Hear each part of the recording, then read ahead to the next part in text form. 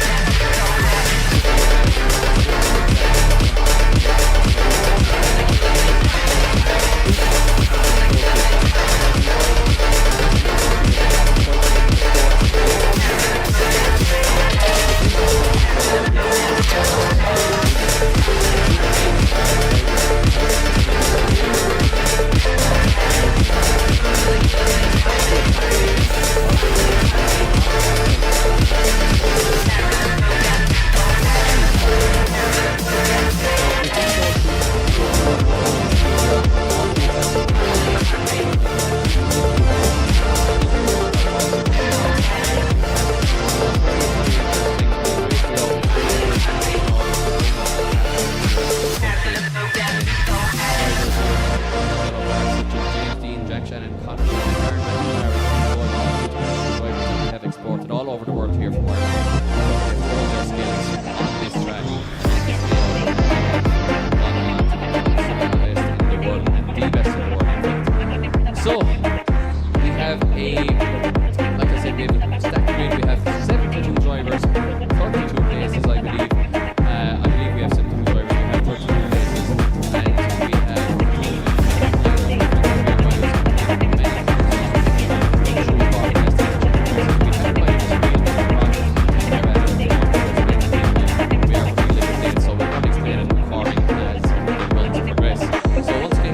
drivers will run in single order.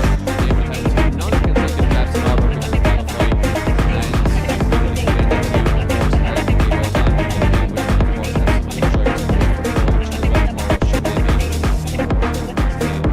tomorrow. So, Adam, we're almost ready to rock here, and kicking this off, we have young Jamie Hines from Galway in the Pro2 junior class.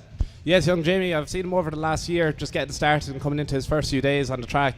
He's only a young schoolboy at 16 years of age, driving his S14 1JZ non-VVT car. It's a big, bright orange car. You won't miss it as it comes around the track here, pushing 430 horsepower. Absolutely. We can hear young Jamie there warming his tyres near the start line down here in the Japfest layout.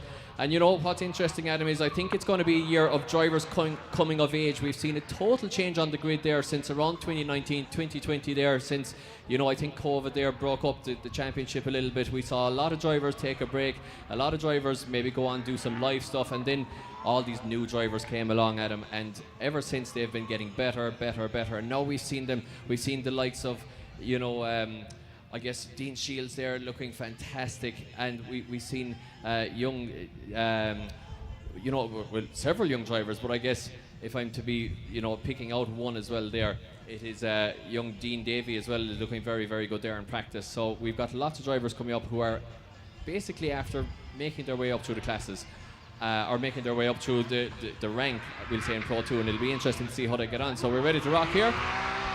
Young Jamie Hines comes around here for his first ever round in the IETS, coming out to outer zone 4, pushing his way around, playing it quite safe as he pushes his S14 around this track. Getting to outer zone 5 and coming around to outer zone 6. He fulfills that zone, quite small bit shallow, but not too bad at all. A very safe run from Jamie from what I can see.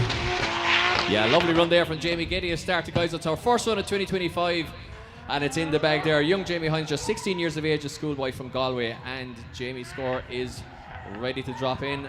As the judges, of course, we have 3 judges here. We have Kieran Hines, Tom Murphy, and new for this year, we have Tomas Falvey from Cork. So I would say combined they are of about 45 or 50 years of drift experience. And Jamie Hines puts a score on the board of a 75, the first score of 2025. It is 75 for young Jamie Hines. It's quite a score to be proud of for his first ever run in a competitive level, especially when he's only really taken to track in the last year and built that car over the last couple of months. He's really pushing for it, and it's definitely something to be proud of for young Jamie, being the youngest driver on the grid today. It is indeed his first ever competitive run, and we move it along to Niall Houston, who is in the Pro2 rookie class in the S14. Full throttle commitment there, but a slight bit shy, clipping 0.3 there as Niall kicks the clutch there, but looks to be after losing a bit of boost there, losing power unfortunately, Adam, and it's going to be a 0 for Niall Houston already there. Unfortunately, yes, it does put a bit of pressure on him to qualify down his second run. He'll have to give it everything he can, or else just play it safe and hopefully get his name on the board. Yeah, of course, and I was struggling to think of the name there, but Denny Devine is who I was trying to think of there, another driver that's after coming up through the class here and looking like he could be the guy to take Pro2, but we'll get down to all those drivers according as we get up through the grid here. And unfortunately there, it's a 0 for Niall Houston. Now Eric, I struggle to pronounce Eric's second name, it's Konecki. Yes, he's just come around the track there. Unfortunately, it does look like he's had a bad start to this, not getting much initiation at the start and still straightening out. It looks like he's struggling with the power and trying to lose traction as he comes around this track here, but coming up the second half. Yeah, Adam definitely struggling. Oh, and Eric almost puts it in the wall there, just showing how difficult this track can be. I would know Eric well there. He's actually one of Kula there, Jakob Fischak's buddies and crew there. So Eric trying his own hand at drifting this year, but unfortunately for Eric there, he is after scoring another 0, showing how difficult this is. So guys, we have, as you can see there at initiation at the cones, we have clipping point 1 on the outside, we have clipping point 2 on the inside, as you can see on the cone. Then we have number 3 back on the outside in the middle of the track there. Then we have outer zone 4 all the way around Castral Corner. Switch it back for 5 and on the wall for 6 and 7 as we move it along. And it is Sean Bainbridge in the BMW, also struggling here big time, Adam. Looks like he lost power there, and it's just showing how difficult the layout this is, especially for the up-and-coming drivers. Exactly, it's been dry all weekend, so they really got to push their cars to the limits. They've had plenty of practice, but unfortunately it does, when it comes to the moment, it may not work out for them.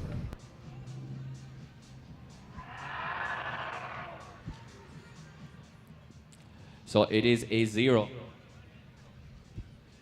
So car number 162 is next, meaning we don't have Sean Finnell, and Shane Ward is on the line next. Pro 2 rookie Shane Ward. I know Shane a long time. He did some writing for magazines back in the day. He's a guy that has been around the car scene for a long time, trying his hand at competition this year. Coming up the straight here. Let's see what he can do. Early initiation. Oh, and it's a double initiation there. Unfortunately, it's going to be a big deduction from the judges on that one. Just showing everybody struggling so far here, Adam. Everybody does seem to be struggling as they come over that hill here in Mondello. As I know, it's a blind entry, so they really have to give it everything, but it does look like their people might be running into some car issues, Mike, out here today. Yeah, definitely. I would say that is correct, because he's after stopping there, Adam. And you know, we saw practice earlier, a couple of drivers going very well, but a lot of drivers were struggling. It's the first round, there's a lot of new builds, there's a lot of, you know, rusty, I guess a lot of rusty drivers out there, Adam. Exactly, yes. At least on one positive side, the car is actually looking beautiful as that bright pearlescent blue is going, but unfortunately that score will be a 0 for him, and he'll have to give it everything in his second run. Yeah, big pressure on for the second run, of course. Each driver getting 2 non-consecutive runs, so they'll get a second crack at the whip later on, but it's a long wait now if you're on a 0 so far like that. As we move it along to the next driver, it should be Ollie Cassidy coming up the track, another Pro 2 rookie. Looking good here in the skyline. Strong initiations, he comes out here to outer zone 4. Big long pull of the handbrake coming around, a bit shallow of that outer zone. Coming around here for the transition. Perfect angles. He comes up on the wall here. A small bit shy, but not too bad. He comes up and finishes his run, comes along. Oh, unfortunately, it does look like a bit of a spin, and that won't be good for his score here, unfortunately. Yeah. Once again, another driver struggling there, another Pro 2 rookie struggling, of course. The rookies and the juniors are in their own championship based just on qualifying results, guys. So these guys are in their own championship, which is just based on qualifying results. If they manage to qualify for top 32 action outright in Pro 2, they go into Pro 2 action, and they are effectively in the Pro 2 championship as a result as well. So they're competing for 2 championships here, but everybody's struggling so far apart from young Jamie Hines, who's actually in the junior class. So just showing how difficult it can be here the first day out in the year. These cars are built at home generally as well, Adam, especially the Pro 2 cars. So, you know, there's a lot of things to go wrong.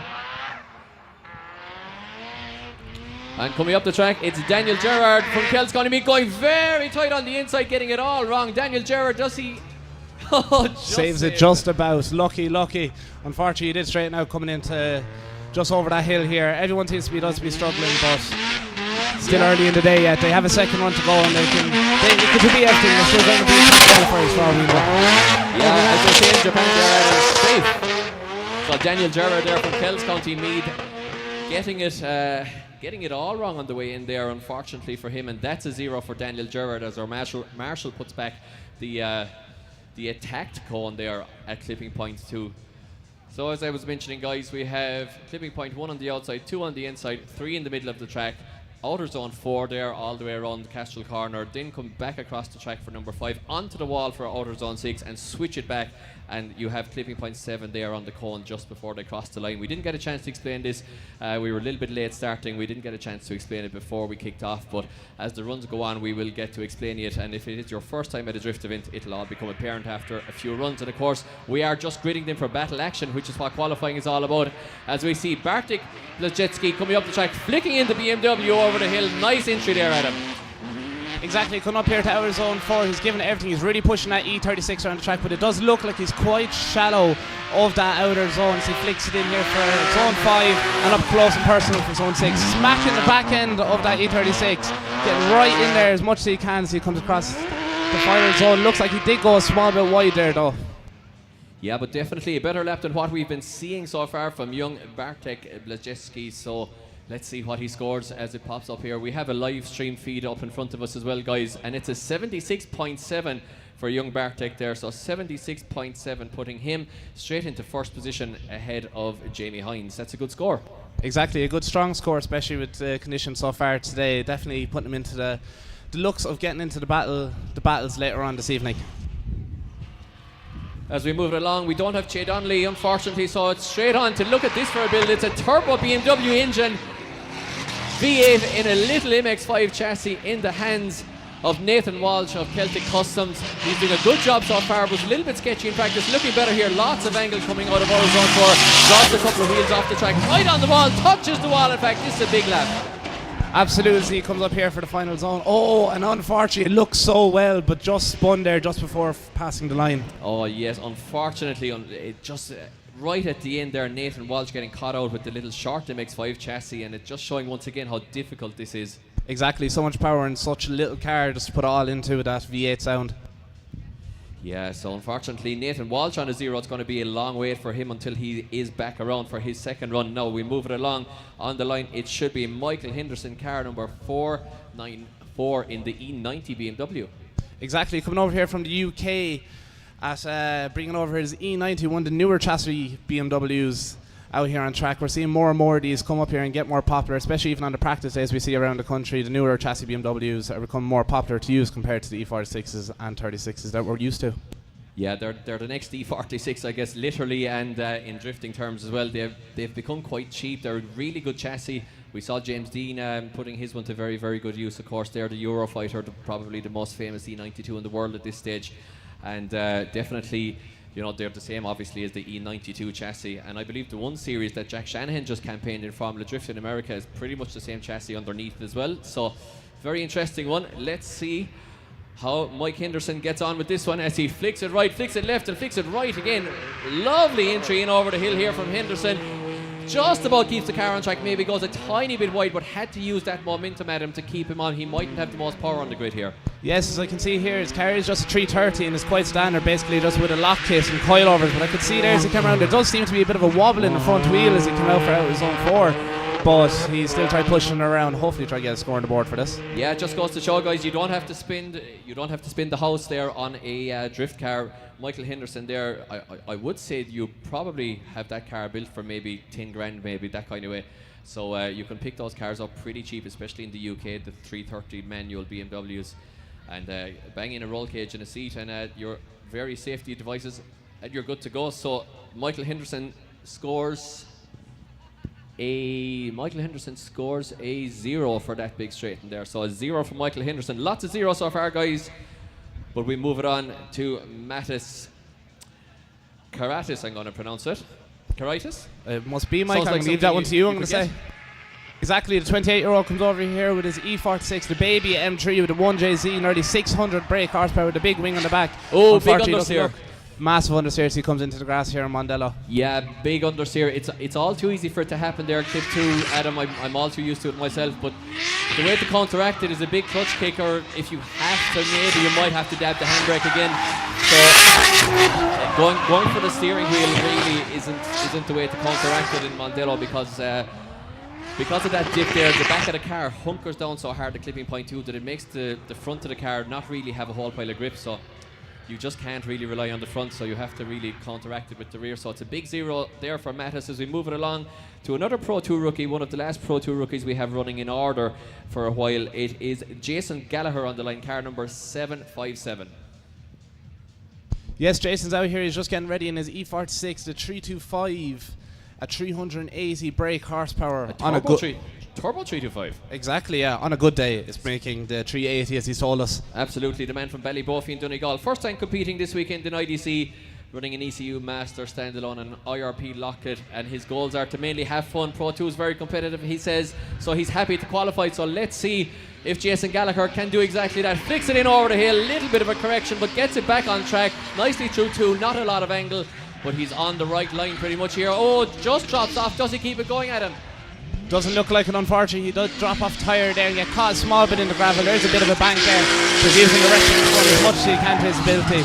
Big flick in there for the last zone, but doesn't look like it ended too well for him as he did drop 2 tyres there, Mike. Yeah, he drops 2 as well. It might be bordering on a 0 here, but his goals are just to have fun. I'm sure that he's doing exactly that behind the wheel of the BMW. So do we have a score for Jason? We do, and it is a 0 for Jason. Too many mistakes there. It's a 0 for Jason. Now, guys, watch this one on the line. It is always entertaining. It could be great, or maybe it could blow up. Who knows? But it is John Joyce on the line in his beautiful pink, just painted as well, S15 with a V8 400 horsepower BMW naturally aspirated 5-litre engine under the bonnet. John Joyce, he's a van driver. I wouldn't sit into the van with him. Definitely not into the drift car with him. But let's see what happens. Hopefully he doesn't be driving that van around the place, same way he drives his drift car anyways, as he starts off his run here, coming down in the pink, and bright pink S15, is that is? I can't see it from here. Big flick, but it doesn't look like it went too well for him. The big flick for John, yeah, there. He does manage to get it around the corner. A bit of a funny initiation there, and a straighten from John Joyce. Unfortunately, he's going to be bleeding off points here. I thought he was flashing the lights at the judges there, but I think they're on some kind of stroke pattern. He does manage to slightly get it together on the second half of the track, but John Joyce maybe not having the tiniest of runs there. And does get it across the line. He will score, I think, there, Adam, but a bit of a crazy initiation there from John. Exactly, yes, but any score on the board at this moment will put you in third place, so it's not the worst thing to happen to you once you do get a score on the board. And it's a 42.3 for John Joyce, which amazingly puts him into third position, even though we've had about 12 cars running so far. So Ronan McGrath we don't have, he is out of competition. So on the line it is, I believe it should be Darren Keeney on the line, who has told me in no uncertain terms that this car is not British Racing Green, it's actually Opal Green. But a very beautiful S14 it is, and a big flick. Look at this entry. What a flick does he hold it? Oh, just unfortunately. Massive entry and loads of commitment there, but unfortunately it just looks like a small bit too much, as that one did end badly for him. Yeah, just a little bit too much there from Darren, unfortunately. Went for the big flick. That's probably what you should do on the second qualifying run after you've put in a banker on the first one, but hey. Exactly, get safe and put a score down. Get your name on the board. Yes, so Darren, they are going all or nothing in the first run. Did not work out for him. As we move it along to Marcin Jurczkowski, and I did pronounce that correctly because he taught me how to do it. Fair play to you. A very Portlaoise native name, as I can see. It is a Portlaoise native name there, Marcin. Yeah, exactly. So the scaffolder, 40 years of age in the S14.5, fling it in over the hill here in Mondello Park. Nice entry, nothing too extravagant, just a nice tidy entry there, Adam. That's exactly what they want to do for the first lap. A little bit tentative on the transition into outer zone 4, but pretty much getting it right, getting the line right at least. Maybe not the most style that you're ever going to see, but definitely looking a little bit better than a lot of the runs we've seen so far, and gets it across the line, and it is a good tidy lap there from Marcin. Exactly, not one of the most wildest or most fast runs we've seen around so far, but it's definitely one safe and put his name on the board for this evening. Yeah, so 59.7 for Marcin puts him into third position so far. We don't have Mark Ryan, so that means we're moving it along to what I believe should be Stuart Gordon. So Stuart Gordon, the man from Antrim, 39 years of age in the R32 Skyline, 460 brake horsepower under the bonnet, RB25 power, home-built car, owned the car for 10 years, having fun in it as well. Flicks it in over the hill here, little dab of the handbrake to correct the drag of the handbrake, a long drag of the handbrake in fact through. Now the judges don't want to see this, guys, they don't want to see the big handbrake drags. You'll be bleeding off points for that. Once again we'll explain that as the runs go on. But you know what, okay, he's using a lot of handbrake at him, but he's getting a score on the board. His spotters will have told him, okay, everybody's making mistakes, put in a safe one here, man. Exactly, it was safe. It does get his name down the board, and he does have room to improve on his second run out there. He says he's just here to have fun, but it does look like quite a bit of a competitive run, as he definitely tries fulfilling all his zones best he could. Yeah. So the judges really want to see minimal handbrake use. Obviously on the entry in Mondello Park you have to use a little bit of handbrake, a couple of dabs of handbrake to settle the car just around clip 1 there, but they want to see minimal handbrake use there if at all possible. So let's see what Stuart would have scored there, and Stuart scores a 68.3, putting him into third position. So 68.3 for Stuart Gordon. Now we move it along. It's not Owen Ryan on the line, so it must be Jason Moran. And it is indeed Jason Moran coming up the track, the man from Galway, 34 years of age, in a beautiful S15 Sylvia. The 1JZ powered S15 comes around. He comes around here for out of zone 4. Did it look like he dropped a small bit of a tire there? I'm not too sure. As he makes his way around for that zone, out to our zone 5, up here against the walls here in Mondello. Flicking around, does not look like that last zone went too well from straight and just a small bit there before he finishes the run, Mike. Yeah, he missed zone 3 there on the way in and leaving a couple of clipping points out on the track there. He will get a score, but it's not going to be perfect by any means. So once again, guys, we will explain this as it goes along. We were a little bit chaotic starting because a couple of technical issues just set us back, so we had to get into it straight away. But let's see what Jason Moore scores, and it is a 49 for Jason Moore. Now this is an interesting one on the line. It is a guy I know very well because this car is based where I work at Group D. It is Ian Patterson, the man from County Cork. This is a V8 1UZ turbo with 580 brake horsepower in an E30 BMW chassis, and he was looking good in practice, wasn't he, Adam? Looked absolutely brilliant throughout practice. Was he going to put it all down the line here for his first qualifying run of the evening with him 15-inch tyres pushing 580 brake horsepower. Big flick in here coming up to the walls of Mondello. Definitely going to be putting the score on the board by the looks of it so far. But almost over rotates there, just about holds the BMW and fills Mondello Park with smoke. Guys, let's hear it for Ian Patterson there, just catching the car with, I would say, with a lot of anxiety behind the wheel there just at the end, but just about stopped the car spinning and fills Mondello Park with smoke here. So let's see what Ian Patterson scores there. Hung on a little bit at the end, but overall I think quite a good lap up to that point, and it's a 73.3 for Ian Patterson, putting him into third position. Everybody's getting third position. Looks like a fight for third position at the moment, Mike. It is a fight for third position. Bartik leading us still here as we move it along. It is the wild man from Tipperary. It is Conor Hickey in the S13, but he shuts it down, unfortunately. Always entertaining Conor Hickey with the 2JZ power there, almost 600 brake horsepower under the bonnet, but I would say there's about 10 brake horsepower right now because something is after braking in this car. Exactly, it doesn't sound right as well as it passes judging tower here. Can kind of hear some clicking and clanking. Yeah, sounds like something in the transmission is after going awry there. I would say there's a broken diff or a broken shaft in that car, unfortunately. Exactly. Just as he flicked it in. And you know, it's worth noting on the entry, guys, we're running Mondello Park in reverse layout here. Of course, the curbing is actually serrated in one direction. It's like a ratchet. It's kind of smooth when you're going clockwise, but when you're going anti-clockwise, it's really sharp. If you do go up onto the curbs, it can break a lot of stuff in the car, especially the rear left. So let's move it along. 0 for Conor Hickey. It is Declan Burn up next. Declan's out on track now. The County Carlow man pushing around the track. Looks very strong as he comes in with a lot of speed here for out his zone 4. Pushing around. Not too much angle, but it looks like it is safe. So he goes right out to the edge of the track here. Flicking it in for the walls here, Mike.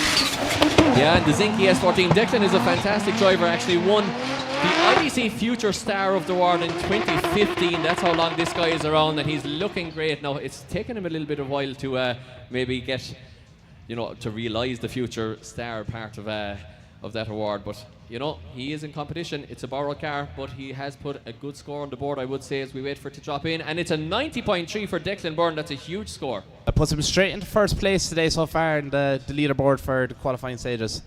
Absolutely, it does. He will be good for battle action, I would say, later on. Now, Ryan Nelly is on the line, and another man upgrading the car big time for this year. He looked very good last year with the SR. He's gone to 2JZ power. I know his dad, John, very well. He's always buying parts off us. He used to race bikes around here himself back in the day, and I think he was a bit of a wild man. He said he spent more time passing fellas on the grass than the track.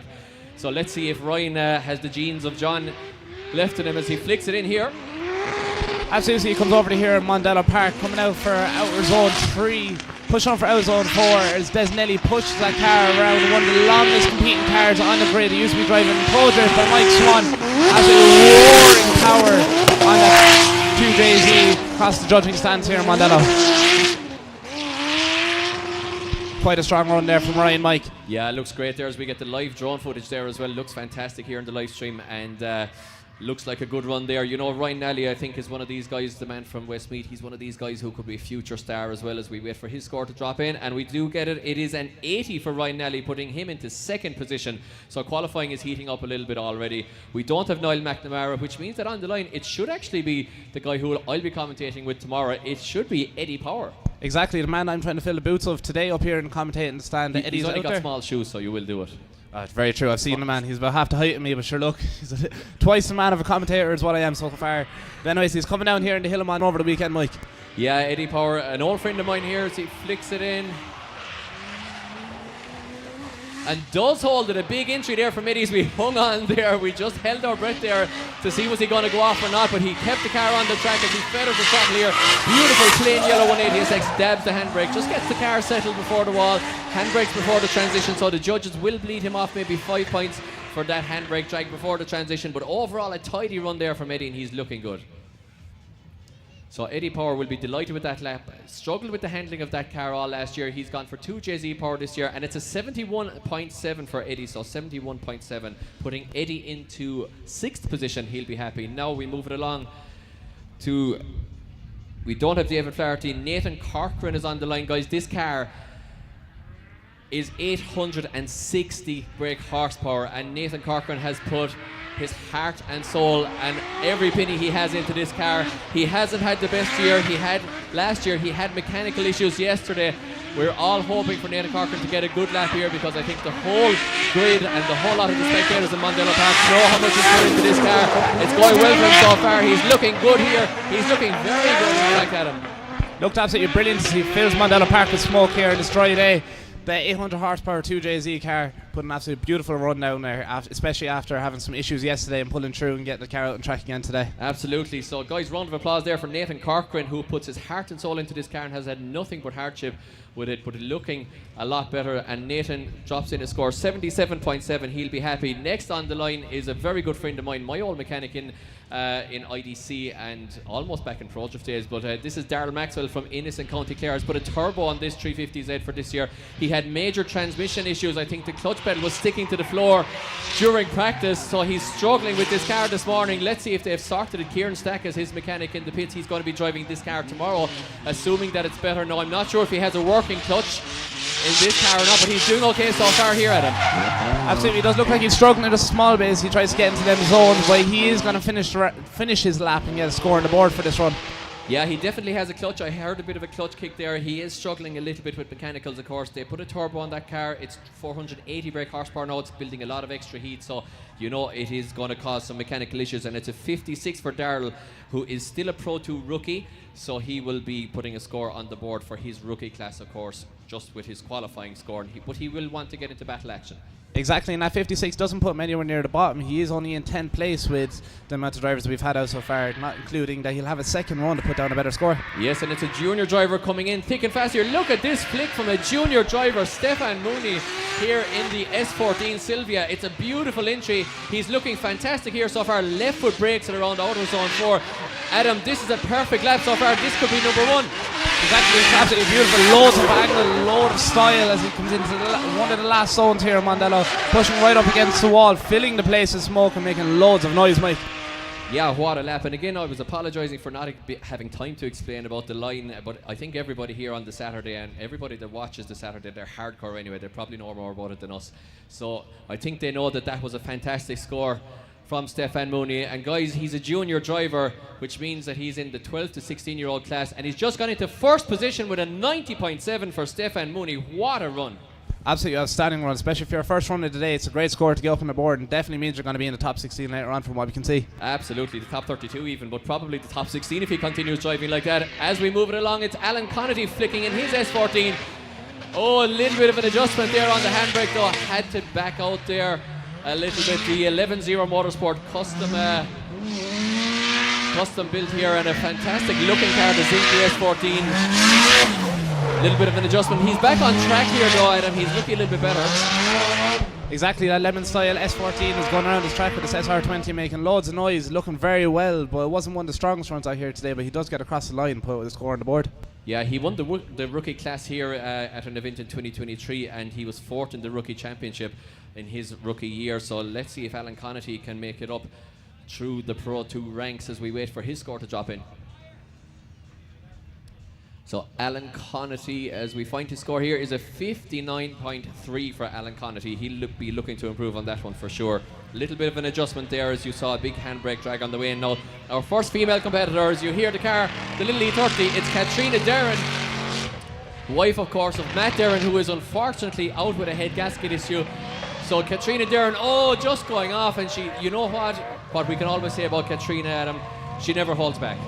Definitely, you can see it as she comes around there with a lot of speed and pushing that E30 around the place. It looks absolutely outstanding here in Mondello today. It's VA powered and as aggressive as much from looking.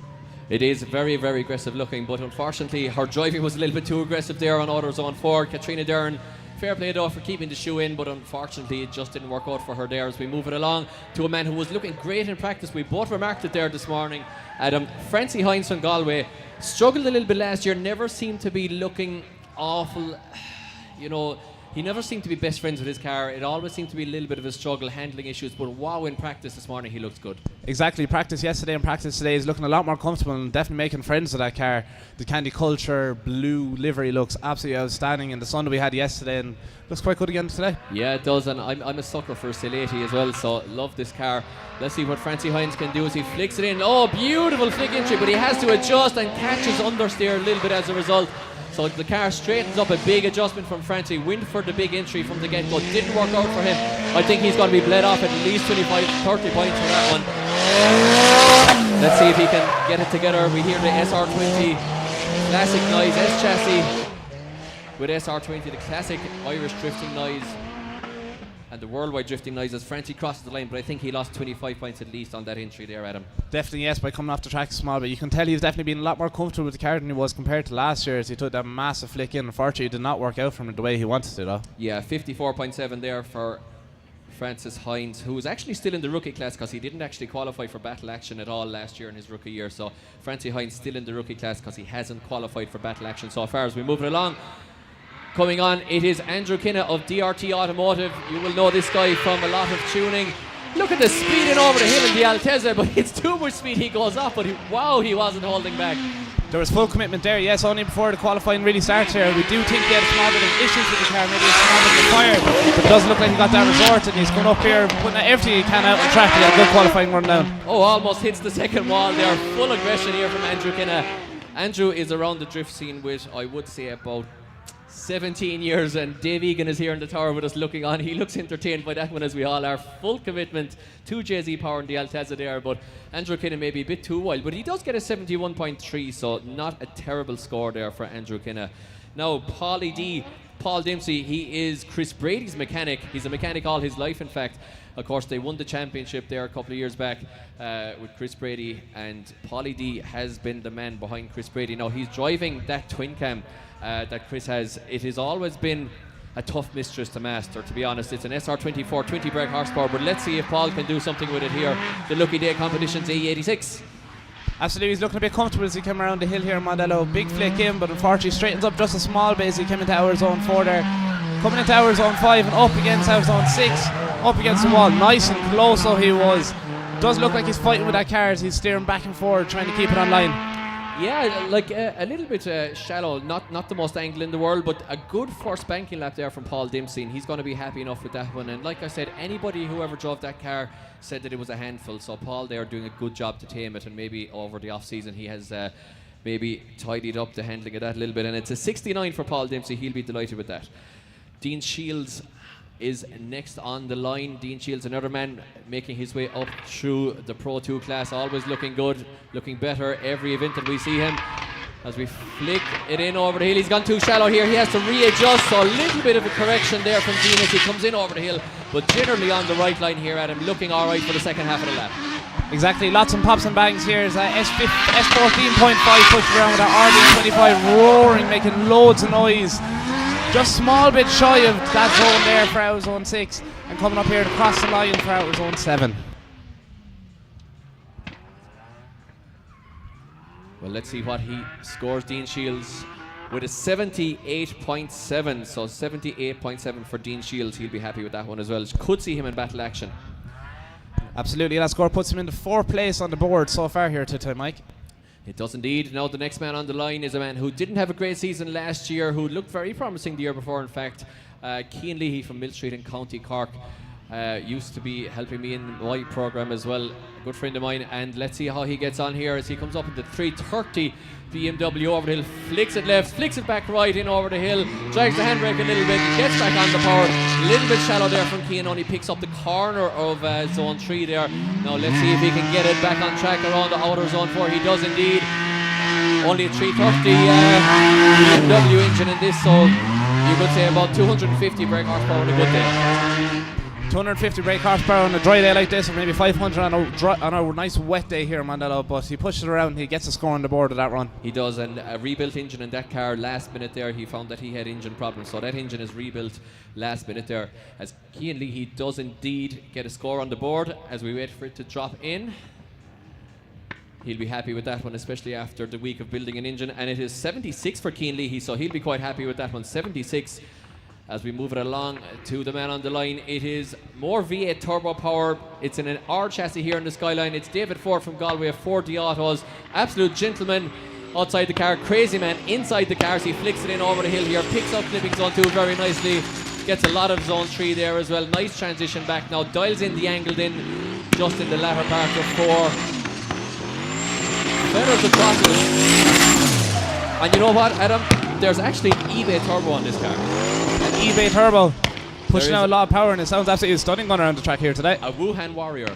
Wuhan Warrior. It does the job though, Mike. It does the job. It does the job. It definitely does the job. It's got a 1 UZ there to push it, so 4 litres there to get that turbo spool. And David Ford scores an 83.3. David will be delighted with that one, putting him into 3rd position. Everybody fighting for 3rd. Everyone's fighting for 3rd. It keeps saying the board changing around. Up next up, we got Patrick Golden taking his run down here in Mondello, coming over the hill. Yeah, more V8 power. This one is also using forced induction, but it's supercharged as Paddy Golden dials in the angle there around number 2, but fails to pick up 3. I think had an adjustment there at 2, maybe lost a slight bit of speed there, but unfortunately left 3 there on the track as a result. Loads of torque in this car, I believe. It's up around 700 brake horsepower with similar amounts of foot-pounds of torque. So all the power in the world here under the right foot of Paddy Golden, and maybe not the tidiest entry there, but he kind of got it together for the second half of the lap, and I think he should be maybe in the 70s there in that one. Hopefully so, getting himself a score on the board. No, it's 55, what do I know? 55, Mike, Jesus. I only judge 5 series, but you know. But there's a reason we're here talking and the judges are doing their job, isn't there? Exactly, but you know what? You look at it with such more intense eyes as a judge, and you watch the run so much more carefully as a judge. So that's what they are paid the big bucks for, Kieran Hines, Tom Murphy and Tomas Falvey. So Marcus Heinen with new power here is next. A new car, in fact, PS13 with 2JZ power. The man from Ballincollig from Village Tyres, just near Cork City. Very, very promising driver here, Adam. This might be my dark horse of the championship if he manages to have a reliable year with this new engine. Marcus Heinen, he's a super talented driver, 22 years of age. Oh, touches the car off the wall, touches the S13 back end off the wall, doesn't adjust his line. What a lap. What an absolutely beautiful lap. The 22-year-old is feeling very comfortable in that car, but it looks you're definitely right where you're saying he may be a dark horse of the season so far. Yeah, you know, he kind of went under the radar. He was driving an M3 the year before last. The car always looked very tightly set up, and I always said, you know, he looked like a good driver, but maybe just didn't have the gear with him. And once he got the right car, I think he's got huge potential, and he shows that with an 86, which puts him into, guess where? 3rd place, Mike. 3rd place. Everybody getting knocked down. Stefan Mooney still in 1st position. Declan Burn 2nd. Marcus Heinen is in 3rd. As we move it along on the line, it is Patrick Tobin in the E46 BMW. Patrick Tobin, a long-standing competitor here. He works with Exemplar Airport, the concierge service. He's 37 years of age, a man from Wicklow. And it is a V8 M62 engine, and this is the 4.4 litre engine. Absolutely, a lot of V8s on track here today, Mike, as he comes down over the hill here in Mondello. Big roars from that BMW 3 Series E46. Quite wide there on his entry, coming in for outer zone 4. Not too much angle, Mike, not too much angle, so he comes around here and tries slowing down, decelling, coming out for outer zone 5 and up close for 6 up against the wall. Yeah, well, Patrick Tobin has on our commentary notes here that he just wants to have fun and enjoy the journey. Looks like he's doing exactly that. He looks fluid, he looks relaxed, he doesn't look wound up in the car, he hits the throttle across the line. No major fuss, get the lap done, stay online, give the judges something to work with. Exactly, an absolute safe run, and he's definitely had fun with that anyways. Exactly. So Patrick Tobin is 66.3 for Patrick Tobin. Next up is Kieran Lynch, the man from Carricknavar near Cork. The scaffolder, self-sponsored with Lynch Scaffolding. Absolute hilarious man is Kieran Lynch. Always having a laugh. He was dossing in briefing this morning. He was outside the door while briefing was on. So let's see if that's going to be a detriment to his lap here as he fires it in over the hill. He said, you know what? I've driven here before. I know what I'm doing in my 180 SX. So SR20 power here with a Gallagher G30 660 turbo. Looking good here. Dials on the angle here. Very good lap with Kieran Lynch. Flicks it back on the wall. Nice transition as well. Looking very, very good here, Kieran Lynch. And wow, you know what, Adam? Genuinely, one of the judges and myself, Tomas Falvey, we were looking at Kieran outside the door briefing, and we were like, really? You're outside the door briefing, and we're all in here having to listen to Kieran Hines talking. But you know what? He didn't really have to, because he's after scoring a 75 and he didn't even go to briefing. Exactly, yeah. Definitely felt confident enough not to go to briefing, and he was confident enough to go out on track and put down a solid score. Absolutely. Now a man who is also confident is Gar Collins in the BMW. It's 2JZ power in an E46, and this man is the most aggressive driver behind the wheel in the whole Pro 2 class, I think. It's 500 brake horsepower. He's 27 years old, a preventative maintenance technician from Limerick. So let's see if he done his preventative maintenance on his 2J here and if it stays going. Exactly, 27-year-old comes over here, puts on huge angle and flicks it in for outer zone 4 in his E46. Push it out as much as he can. Definitely aggression, filling the place with smoke and pushing out as much as he can in that car. Yeah, he's looking good so far. Now, one of his goals is to qualify decently in every round, and he wants a top 8 finish in every round, does Gar Collins. He's looking good here. Maybe a touch of left foot braking there across the end. I'm not sure, couldn't really see with the smoke, but maybe a touch of unnecessary if there was left foot brake. The judges, it's okay to use it to steady the car, but if it's unnecessary, then they mightn't want to see it. And it's an 84.3 for Gar Collins. It's a good score. It doesn't put him into third position, but it does put him into fourth. Exactly. Unfortunately, he did not get that golden spot of third, but fourth will have to do for him for this time. He does have a second round to maybe steal that third place spot. He might. Everybody wants third place today. So Rico Tokarski, the man, the tattoo artist from Dublin, self-sponsored as well. Fantastic looking car. V8 power once again. Lots of V8s in the Pro 2 grid. Let's see what Rico can do. A fantastic driver as well, looking like he's improving round on round. Was very good at the Red Bull Drift Shifters, or Drift Pursuit I should say, competition earlier last year in Limerick. New Ink Tattoo Studio, a little bit shy there from zone 6. Little bit shy from zone 6 there on the entry, Adam, but apart from that, nice lap from Rico. Yes, it was a very strong lap until he came around for hours 1.6, just a bit shy of it, but that E30 looked absolutely outstanding as he went around the track here today. Yeah, it's a 61 there for Rico. Next up, look at this beautiful 180SX on the line from Owen McGee. It's 700 brake horsepower, so he melted a piston in his own engine this week, so he's alone on Martin Tyrrell's 180SX. Sorry, so this is actually the RB25 560 brake horsepower Martin Tyrrell 180SX. So let's see, he's in a borrowed car. Let's see what Owen McGee can do. He's looking like it's his own car. Big flick in over the hill there from Owen McGee. Tiny adjustment just to get back on line for 3 there, but gets it on that nice outside line around 4. Exactly, no pity for that rental cars. He does everything he can to get out with the best score he possibly can for his first qualifying run here in Mondello. Oh, big flick for our zone 6, and unfortunately just a bit too much. Yeah, just a bit too much. As you just said, big flick there, Adam, and unfortunately the big flick caught him out there. Over-rotated a small bit on the wall there, Owen McGee. You know, there's a lot going on in the car. You have to think of the transition, you have to think of the wall, and if you don't get that wall lined up perfectly right, it is a lot to think of, and it can cause a mistake in an over-rotation like that. So it's a 0 for Owen McGee as we move it along. Do we have Jake McElveen on the line? We do indeed, with the Pro 2 Junior. So once again, guys, the junior class, 12 to 16 years of age, including 16 years of age drivers, and they can qualify for the Pro 2 Championship outright, as can the rookie drivers in their first year competition. Exactly, the CDM Sport sponsored E46 is coming over the hill here in Mondello. Quite a safe one from what we can see so far. Perfect lighting coming in for our zone 3 and out our zone 4, pushing around, making loads of smoke, loads of noise.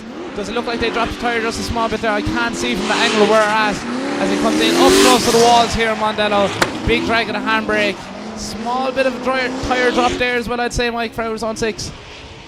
Yeah, I would agree, Adam. I would agree. And once again, guys, we are just finding our top 32 drivers here, of course. All we're doing in qualifying is gridding them for battle action, which is the main part of the show later on.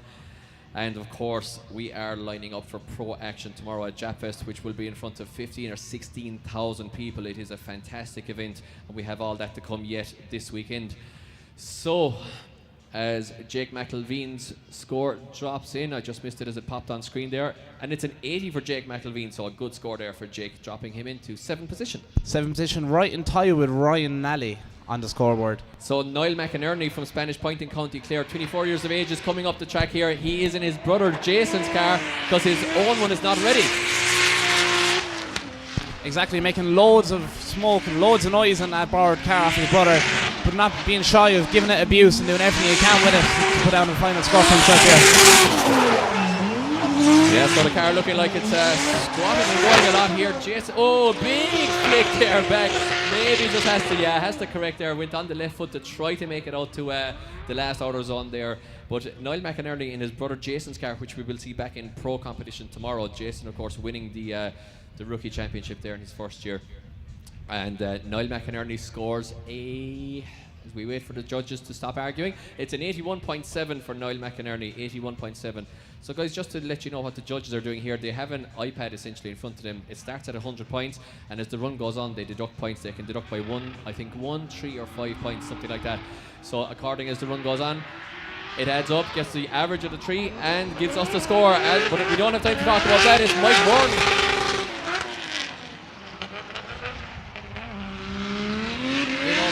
Let's see what he can do here. Flip it back and onto the wall here. Look at this one here. This is an over here. A drone shot from the 180SX. I'm actually watching the apologies for being speechless here. I'm actually watching the drone shot live here as opposed to watching the track. It's just so impressive to see it there. So really cool shots here coming through the live stream. Exactly. There's a wide... Excuse myself. Exactly, Mike. There's a lot of angle coming in there as he flicks it over the hill, pushed it around that beautiful 180SX.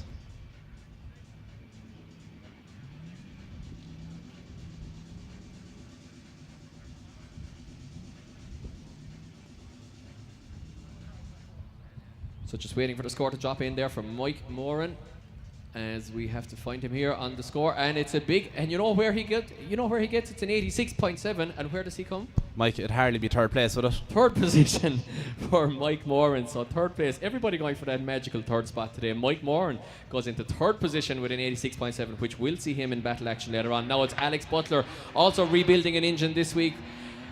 They got pistons, I believe, Tuesday morning for this engine. So it's a turbo BMW engine here. It's an M52 B28.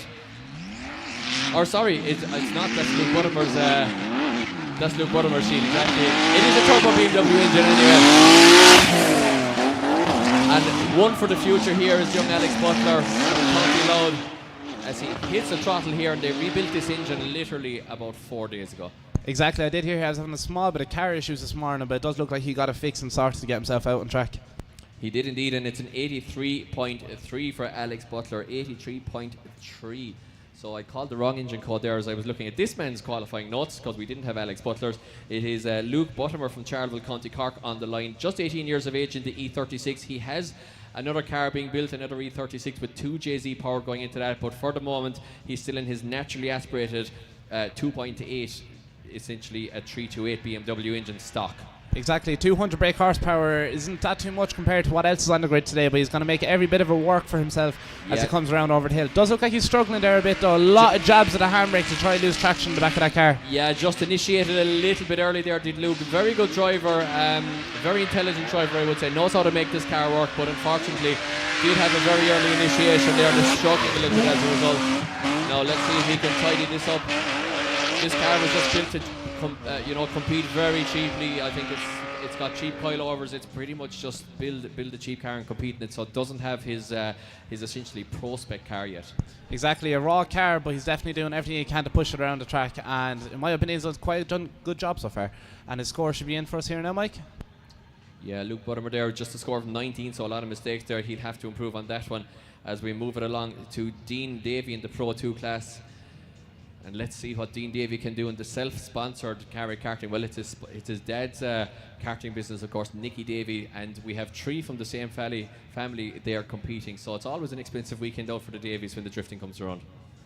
Exactly, not 1 but 2 cars out on track over the weekend. It's hard enough to put 1 out there, but the family's pushing 2 out there, so they are. 3 cars, in fact. 3, sorry, apologies, you've got Mike. Jake, Dean and Nicky, of course, all competing, so there's 3 cars out there on track. So yeah, A lot of people struggle to just get one car out there, so well done to the Davies. Fantastic motorsport family now as young Dean fires it in over the hill here in Mondello. A beautiful entry there. Let's see if he can keep the rest of the lap up. Nice tentative, maybe too tentative there on the transition, maybe losing a couple of points in the process, but no big mistakes really so far. Exactly, the second half of this run is looking quite stronger here as he came on the handbrake for outer zone 6, pushing up against the wall and coming up across the final line here. Not too much angle, so he came across for outer zone 7, but he does get it there. He does indeed get it there, yeah. That's what you want from a banker lap. The first lap you should put in a safe enough, tidy lap, and then in the second one go all out. And qualifying does get very exciting in the second run, of course, guys, because it is knockout at that stage. Dean Davies scores a 72, so he'll actually have to improve on that if he wants to be sure of top 32 action. As we move it along to Daniel Curtin from Heinen, County Clare, 27 years old, mechanic in the S14. Let's see what he can do. It's not an S14, it is. I was looking at his qualifying notes. That is definitely not an S14. This is an E36 BMW, so it must be a borrowed car here for Daniel Curtin. Exactly, although it is a borrowed car, he's doing everything he can to get it around the track. Loads of angle on that E36. Quite aggressive sounding as well as he pushes up against the wall here. Nearly tapping off the back end. And the clutch kick right on the wall there, as you just saw him give it a dab at the clutch to get it going on the last wall there. Lovely, lovely driving there from Daniel Curtin in what must be a borrowed car, because on our notes here he is supposed to be driving an S14.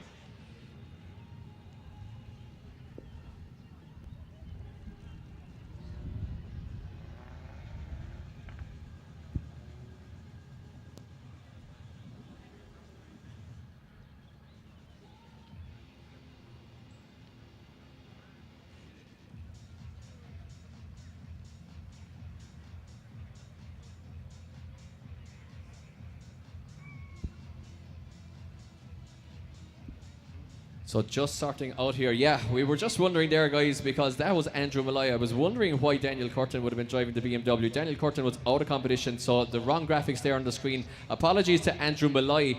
And we were going to say, is that Andrew Malloy's car? But it was actually Andrew Malloy doing his run. So Daniel Curtin, wrong graphics on the screen there, guys, if you're watching the live stream. So that was actually Andrew Malloy, and Andrew Malloy scored a 74. I thought he looked quite at home. That was his car. Exactly, I definitely did look comfortable in that car as he came around. Is this another car as we come around here, Mike? It is. This is the young Davy. This is Jake Davy firing it in over the hill. SR20 power under the bonnet of this particular Silvia, and doing a lovely job with it here. Absolutely, he doesn't want to just push his way up on the board. He wants to push his way up on the family leaderboard as well, so he wants to get a higher score than the siblings and relatives in the family. Done a great job though so far, Mike. Doing a fantastic job. Carry Karting self-sponsored. I guess these guys have probably grown up in karts as well, these young fellas of Nicky Davy, so very natural drivers and doing a fantastic job there. Young Jake Davy, Pro2 junior class of course as well, number 136, scores an 88.3, huge score there for Jake Davy. He's going to be absolutely delighted with that one, and that drops him into third place, Mike. Third place, so third place for Jake Davy. I didn't even have to look at the board there. I knew exactly where you were going with that one. Now look at this for a crazy car up next. It's Luke Tallien. He asked me in briefing there to mention that they are actually looking for drivers here in his business, Exemplar Airport Concierge Service. A fantastic service. Let's see if he can do a fantastic lap. Little bit tight there, drops the wheel on the inside of the curb on the way in, but not a huge mistake. Dab with the handbrake, gets it swapped over nicely, touches the main brake, locks up the front for a second, dials off a bit of angle, dials it back on now. Let's see, flicks it back around. Look at the GD86, beautiful car with that different kind of front bumper there, changing up the headlights, and goes a little bit wide. We saw him throwing up there the tyre dust of the other competitors, and a great lap there from the man behind Exemplar there. And once again, guys, they're actually looking for drivers for his business there, so he asked me to shout that out, and he's an absolute gentleman. Luke Tallien, the GT86, as Luke's score drops in, and it is an 86.3 for Luke Tallien. 86.3, he'll be delighted with that. Up next on the line we have Conor Duggan, the owner and founder, one of the sponsors of this year's Irish Drift Series sponsors of CDM Sport, the 25-year-old in his E46 BMW. Exactly. Your notes a bit wrong here, Mike, but he's pushing around the car, and that V8 power is roaring here in Mondello today. I barely even hear myself think. He pushed out for hours on 4. Doesn't look like he's fighting with his small, but we do know he had some car issues in practice yesterday, but he got it just out of the track for 3 today. Small bit of a tap on the wall there in the back. I can barely even hear myself there, Mike, as he comes around. Well, I definitely can't hear you anyway, Adam. I can't hear myself think either. What do you say, Mike? Sorry, I can't hear you. What? He does have in his notes here that there's an exhaust pending for round 2, so hopefully he's up 300. He's up to 310 brake horsepower from 260 last year. So Conor Duggan was looking great in practice. Let's see if he can transfer that into a qualifying score to get him into battle action. As we wait for his score to drop in, Conor Duggan in the BMW. As the judges have a chat about it here as well, of course, they can actually alter their scores a little bit as well, compared to the automatic system, and it's a 78.7 for Conor Duggan, which should see him at the tail end of battle action, I would say. Now, next on the line is a man who's no stranger to competition. It is Callum Coogan, a very controlled driver, I would say, Adam, and you never think that... Your heart is never in your mouth when Callum is on track. He always looks so in control and so ahead of the car. Absolutely, I saw him try practice there just before qualifying kicked off, and he does look very comfortable in that E36, and he's pushing around here in Mondello, trying to get into every zone as he was leading and chasing drivers to get ready for his runs this weekend. Yes, indeed. So Callum is leaving the line. He's making his way up the track. Not the most powerful car we're going to see in Pro 2 action today for sure, but it does look very good. He's filled up zone 2 there, has to dab it coming into zone 3, so the judges will dock him about 5 points for that. Dabbing it coming into zone 3, it's an unnecessary adjustment as we move along through 4 now into 5, back on the wall, not a huge amount of angle, slightly tinted it on towards the wall. Clutch kicks it back off the last wall, then after zone 6 it onto 7 and across the line. So like I said, Callum, nothing too crazy, just get a score on the board and I'll do it all on the next one. So Callum Coogan scores an 80. Nice technical run there. Nothing too crazy, but nice technical run as Matt Darren is out of competition with head gasket issues, unfortunately. But on the line, we do have a very interesting one. Look at this beautiful E92 of Dylan Wilson. Exactly, Mike. So I'm looking here on the stream. I was just admiring it myself. That yellow livery looks absolutely stunning here in Mondello today, one of the newer chassis BMWs. Yeah, definitely. So let's see what Dylan can do. Looking good there. We've seen him in competition previously. Can run a little bit hot and cold, but when he's running hot, he's very, very good. So let's see, as the camera angle is all wrong there, so we'll actually have to watch. In reality, look at this. It's a Eurofighter-esque body kit on this car with a little couple of changes. Oh, a lot of angle added in there, but Dylan does manage to hold it. Look at the angle here. Huge amounts of angle. Is it going to work for him or is it going to go at him? Whoa, Mike, I think two of us were lost for words. There's huge angle, only 90 degrees, and flick back again up against the wall for our zone 6, but he's absolutely blown me away with that run. What a run. Guys, round of applause there for a huge lap from Dylan Wilson, adding on the angle there with all the entertainment factors. So let's see what the judges come up with. 89.7 for Dylan Wilson, which Mike, puts him into third place. So knocking all the drivers down out of the way into 4th, 5th and 6th there it was Dylan Wilson. So Colin O'Sullivan from County Kerry, Kilflynn, just near 360 Motorsports Park, actually just down the road from it. Colin O'Sullivan, another rising star in the Pro 2 class, just a young man, 17 years of age, as he navigates this tricky Mondello Park layout. One of the toughest corners technically in Europe is the first corner of Mondello Park. So let's see what Colin can do. Colin puts on huge angle there as he flicked in for our zone 6. RB25 with 500 horsepower roaring here in Mondello. The 17-year-old is very confident and he's well used to driving that car around 360 Motorsport in Kerry, and he's not shy of it one bit. No, you know what, Adam? These lads are having an absolute blast. I know what it's like to run this exact layout, and it's such a crack. It's just so much of a laugh inside in the car because you full limiter from the first wall all the way up. They're just walls, switchbacks. It's so much fun, and Colin O'Sullivan looked like he was having fun there as he moves himself into 11th position with an 83. 83, definitely a great score to get on the board for the 17-year-old driver here today. Now this man is literally a stone's throw from where we're standing right now. He's just up around the corner here. Justin Murphy, a very experienced competitor in the E36 M3 BMW. It's an old school way of doing things with the M3 engine. And a roll for Justin Murphy, unfortunately. Hopefully he's okay there in the car, just dug in. But of course, guys, full roll cages and full fire suppression systems. He's out of car. Guys, big round of applause straight away, please, for Justin Murphy. Delighted to see he's okay there. Doesn't look too happy with the situation, but unfortunately he is very okay. He gave it full commitment coming around the corner there. Unfortunately didn't work out for him. I would say that apart from the back left of that car's absolutely perfect. It didn't stay on the roof. It didn't absolutely crash onto the roof. A little bit of cosmetics, but like I was just saying, You have to have proper roll cages in order to compete in IDC. You have to have proper fire suppression. You have to have proper equipment on your body to prevent you from head injury and to prevent you, of course, from any fire that may break out in the car or outside the car. So roll cage doing its job there. Unfortunately, we heard a DB there. I think the tyre came off the rim. Of course, these guys are running road tyres in the Pro 2 Championship. They're looking for all the grip that they can possibly get. It's not uncommon to see drivers going down as far as maybe 12 psi pressure in the back of these cars in order to let the tyre sit almost flat on the ground, like if you've seen a slow puncture in a car there, you know, the tyre sitting flat on the ground. It essentially lets the tyre squirm around. There's more tyre on the track, therefore there's more traction. The offshoot side of this is, number one, it gets a little bit squirmy, a little bit vague. Number two, which you will deal with the vagueness for the grip, but number two, unfortunately, the tyre can leave the rim sometimes. We heard the tyre leaving the rim, we heard the scraping sound. Unfortunately, the car just then went off track, dug in and flipped Justin over onto the roof, back onto the wheels again. But once again, I am willing to bet that that car is not that damaged and that Justin is fine. He'll be a little bit shaken up. But guys, once again, big round of applause there for Justin Murphy as the ambulance crew. Check him out. He's telling him, I'm grand, I'm just worried about my car. So he can go home for a nice cup of tea though. He's literally around the corner, come back down, do a second qualifying lap, get himself in the show.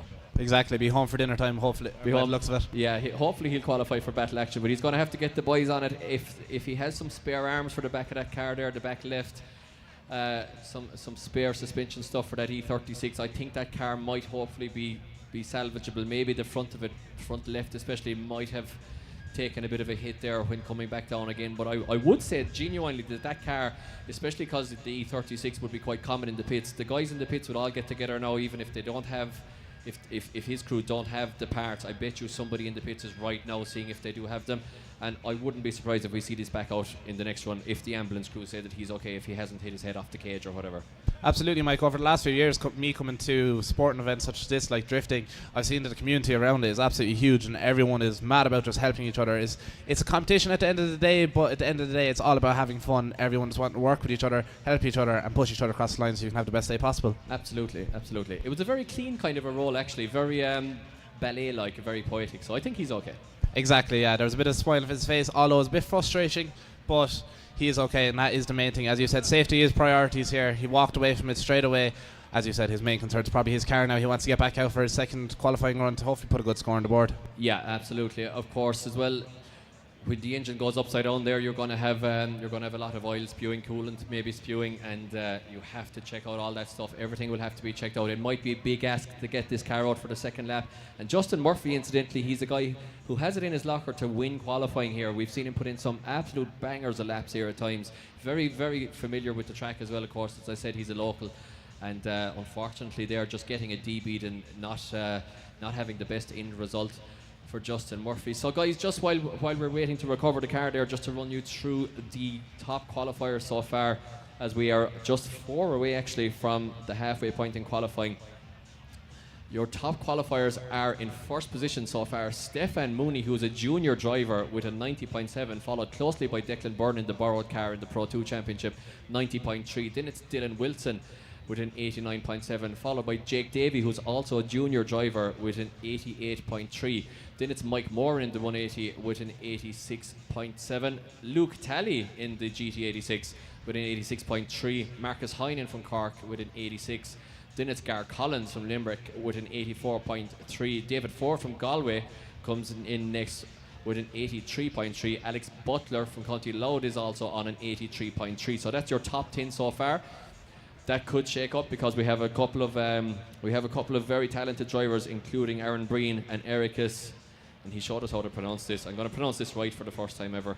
We were practicing this one earlier just before qualifying started between each other. We were. Ericus gave me the phonetic pronunciation of his name, thankfully, in the commentary notes. It's Ericus Navitskas.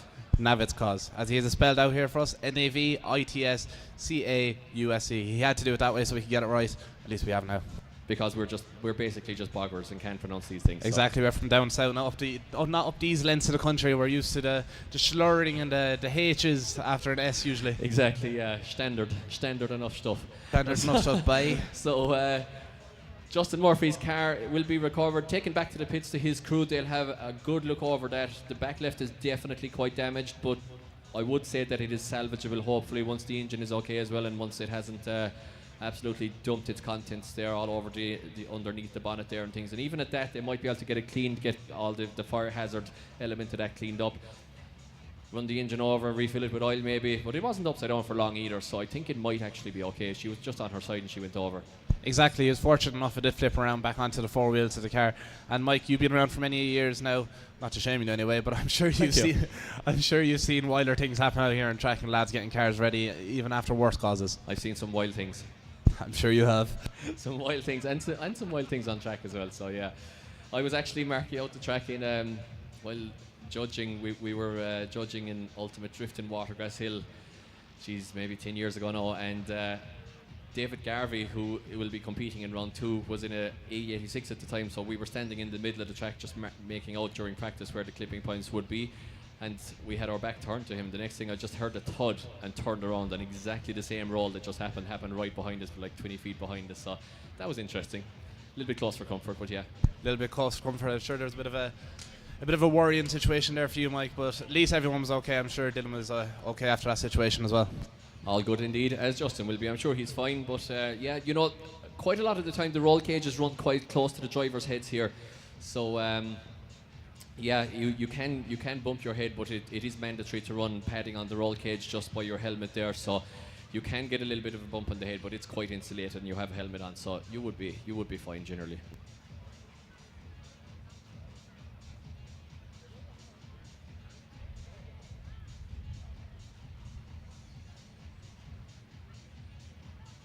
So guys, just while we are waiting for the ambulance to come back before we can start up action again, IDS this year, of course, it is IDS this year, and IDS 2025 is brought to you very proudly by Red Bull and Lucky Day Competition's title sponsors this year: ECU Master, GMD Tire and Service Centre, Yugen Factory, TS Drift Days and DriftMagazine.eu, Strom Wheels, Turn Distribution, Lisuba, Group D, you can talk to me there if you want, best looking staff in the country, CDM Sport and Shift AM.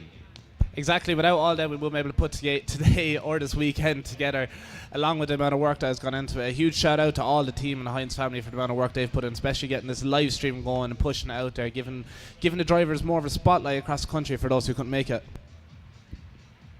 Indeed, yes, and the Pro2 Championship designed to bring drivers up through the ranks. It's got the junior class, of course, 12 to 16, and then the rookie class for first-time competitors. It gives them a chance to have their own championship with fellas that are their own level, first-time competitors or young guys. And of course, if they are good enough, like we mentioned already, they can qualify for the Pro2 Championship outright by getting into the top 32 action, and they will be essentially involved in 2 championships then.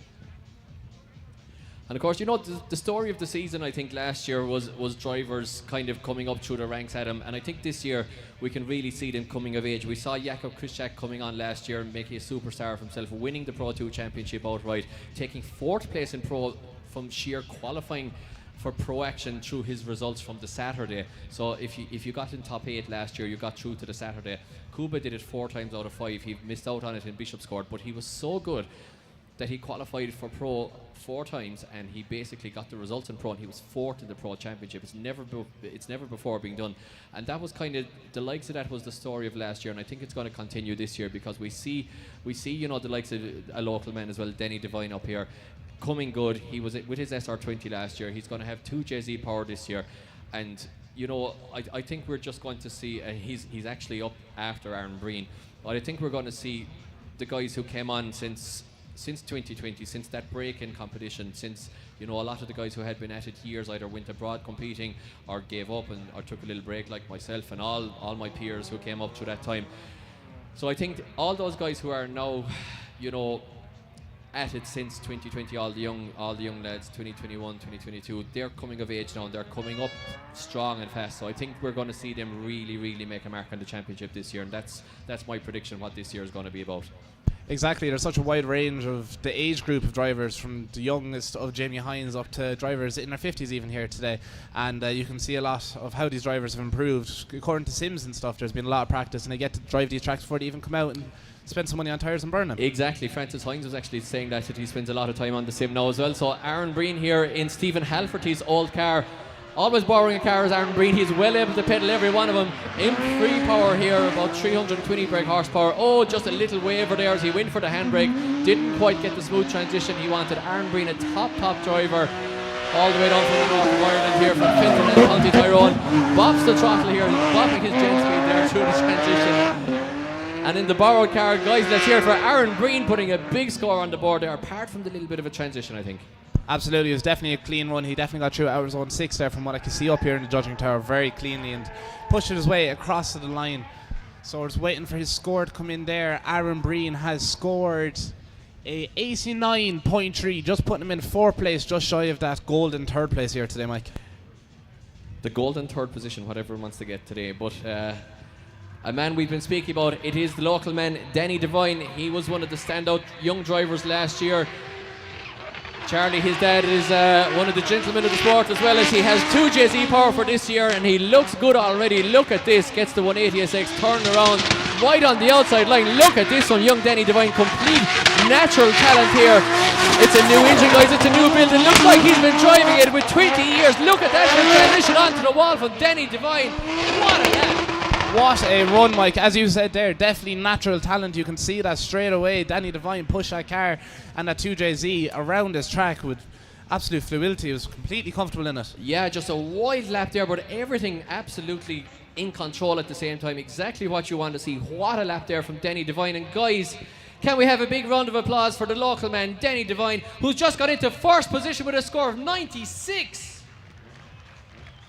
An absolute outstanding score to put down, especially on your first run. You can take it a bit easy, just feel a bit more comfortable in that car for your 2nd qualifying run.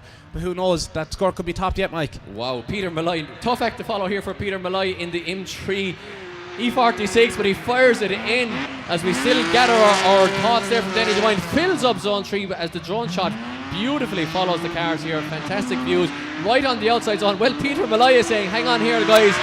Danny Devine might have been wild, but look at me, I'm imperfect here. As he puts foot to floor, full throttle here in the E46. Beautiful car and crosses the line.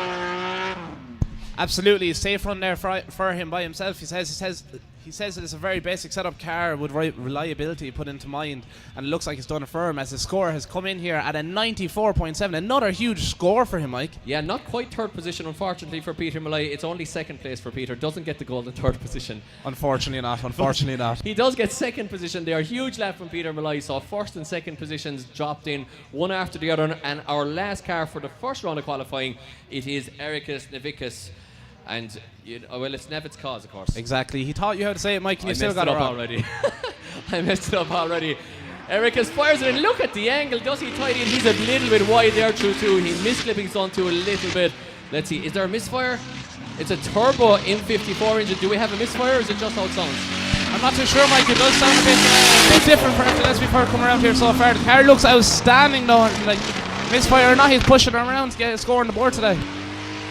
Yeah, it sounds very misfiery there. I'm not sure, does it sound like it should exactly there, a 3 litre straight 6 turbo, but he absolutely pedalled it across the line. Didn't look like it was ailing at all. Maybe it's just the noise it makes there. So Ericus Nevikas with an 82, so a good score there from Ericus, which drops him kind of midfield there. So Ericus going into 15th position. Yeah, so guys, that is it for the 1st run of qualifying. We do it all again, and this time it gets exciting because we have drivers in the drop zone. They will be looking at the scores, we'll be calling it out, and they will be in danger of getting knocked out of competition. And if they are Pro 2 outright, it's time to go home. It's time to go home either way, but if they're a rookie or a junior, they will have, of course, points in their own championship. But if they're Pro 2 outright, it's just all over. They're going home.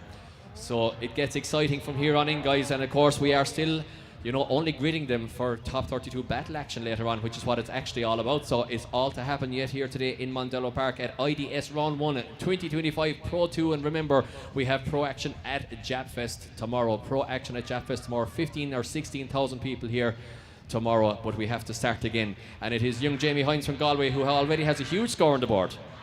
Exactly, young Jamie Hines, only 16 years old, the youngest driver on the grid today. He's not shy, he put a strong line down on his first run. Is he going to go for a bit more and try to get a higher score this one around? A bit straight as he came in there for outer zone 4, a lot left foot braking, a dab on it, but pushing his way as much as he can. He's making loads of smoke and loads of noise. Beautiful car here in Mondello. Yes, 75 on the board on his first one by young Jamie Hines. He's in the junior championship, 16 years of age, and crosses the line. Shuts it down a little bit early though there, Adam. I thought he might have just shut it down before the last clipping zone or right on it. So not sure if the judges picked up on that one or not, or if they're going to score him down. Yes, but he has gone up from his first qualifying run of 75. He is now at 87.3 for the young Jamie Hines. Wow, huge score there from Jamie, dropping him into 8th position. He's a junior driver, but he is going to be in battle action later on. Next up, it is Niall Houston, Pro 2 rookie. So in the rookie class, Niall Houston with a score of 0. Remember, guys, at the start of qualifying, we had all those zeros. This is the first of those drivers, so big pressure here for Niall Houston. First time of competition, and all the pressure in the world on his shoulders. Exactly, as he comes over the hill here, I thought he'd be trying to take it safe, but large, huge, big flicks. He swings that S-body around the track here, trying to push his way into outer zone 4 to try to get himself a score on the board. It's looking a lot stronger in his first one. He's banging on as hard as he can, up close to the wall, breaking the tail eye off him. Mike's cheering here in the judging tower for him. Yeah, loses his tail light or centre garnish there, which is always extra points from me anyway, that's for sure. So great lap there under pressure from Niall Houston. Guys, let's hear from Niall there under pressure. Pro 2 rookie putting in a big lap and busting the back off his Sylvia there off the wall. Exactly, he's gone from a 0 to a 74 after that run, Mike. 0 to hero, I would say, after that run. So we move it along to Eric. I have to ask Eric. It's spelled Koniecny. So if you can pronounce that, Adam, you're better than me. I will leave that one to you, Mike. I won't be doing that myself now. I don't think I'll be the best. Well, I know Eric personally. He's a wild man. He had a wild lap the first time. He's going to come in a little bit more tentatively this time. Dabs the handbrake, says, okay, I made a mistake on my first one. I'm on a 0. Let's not put a 0 on the board. He's hanging on for dear life here, Adam. Absolutely, it's a very late initiation, but it looks like he's struggling with that car. Big block up in the brakes there as he came in for one of the last outer zones. Goes off track, and I'm not too sure how this is going to work out for Mike. Yeah, I think he might have just put his front left wheel off track there, so it might be a 0 there for Eric. Might have just been 4 wheels off on the outside of the track there as we wait for confirmation of that. I might be wrong. Yeah, it's a 0, unfortunately for Eric, but he'll be back at round 2. Better than round 1, I'm sure, as we have to move it along to another man on a 0 so far. It's Sean Bainbridge, another rookie driver. He just wants to try and do all the rounds and trying to get into battles, and it's just a learning year, he said, for himself. So Sean putting himself under no pressure. He's a 37-year-old courier driver from County Leitrim, originally from North Yorkshire, and he's got 240 brake horsepower, so one of the lowest powered cars on the grid. Exactly, the car previously owned by Davy Drifting is here. It's pretty basic compared to some of the other cars that are out on the grid. It's an E46 with 230 brake, 240 brake horsepower. It's a 330. So I was mistaken there here looking at the notes, but he's here for the drive of it, he's here for the passion of it, and he wants to give it everything he can while having fun, and hopefully he's put himself a score and get himself into the battle rounds. Exactly. Daniel Devine still leading qualifying with a huge score of 96, and you know, we saw him coming good last year, definitely, according as he got the reliability. He was so good in Bishop's Court last year there with the SR20, and we said if he gets a big engine under the bonnet of that car, he is a force to be reckoned with. And so it happens in the very, very first round. A score of 96, which would put many as a pro driver to shame. So this is the breeding ground, guys. This is where you see the superstars of tomorrow being born. You know, everybody has come up through the ranks here. Like I mentioned earlier, James Dean, the Shanahans, Darren McNamara, Eric O'Sullivan back in the day, who represented Ireland out in Formula Drift as well, of course. Dean Carney, you know, keep it going. Dwayne McKeever, of course. All the superstars of Irish drifting, and I've left out some there as well, have cut their teeth up through these classes, these exact classes we're looking at now. And we might be able to see the next superstar being born right in front of us. Exactly, we never know. It could be any of these drivers that are out here in front of us. In a few years' time, we could be seeing them competing at an international level. May it be Drift Masters, may it be Formula D. You never know. Yeah, you never know. This is where it all begins for them. We saw Dylan Garvey, according as he came up through the classes as well, and you could just pick him out. You know, Dave Garvey's brother Dylan, who did Drift Masters. Was it last year? The year before now, actually. Didn't have the greatest year with reliability, but. That's RBs for you, but anyway, I didn't say that. Don't be lying, Mike. Yes, you did. We all heard you. But no, I mean, you know, all jokes aside, he's a fantastic driver, and we could see the talent in him as he came up through the classes, you know, and I think we're seeing that now with the likes of Danny Devine there. You're just seeing somebody who has it in his locker to have that little superstar element to his driving that can take it to the next level. Absolutely, as we can see Sean Bainbridge, I hope I pronounced that right, just warming up the tyres here before he comes out on track after our marshals, tidying up the place just a small bit, brushing off and making sure everyone has the most fairest way possible, making sure there's no debris left on the track. Yeah, because you're on such a knife edge, of course, as well, that if there is any little bit of dust on the track or debris, it can affect your line highly. It can make the car feel like it just goes on ice for a split second. So in the interest of fairness, once again, as you mentioned, marshals cleaning up the track, and 340 brake horsepower Sean Bainbridge is working with here. Can he make it work? He flicks in the BMW, little bit of a straighten there, correction according as he caught grip, and unfortunately just going for it there, and it didn't work out for Sean. Unfortunately, yeah, all anticipation built up there as he was waiting for the marshals, but unfortunately that didn't work out for him. He came around that corner with too much grip, didn't get the back end of that car to loosen up, and then unfortunately just spun as he came in there for outer zone 3.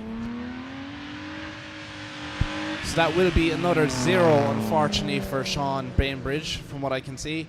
And we'll be moving on to our next driver, who is... It should be Sean Finnell. Sean Finnell not competing, and it should be Shane Ward on the line, who is on a 0 as well. And once again, guys, lots of zeros at the start of qualifying.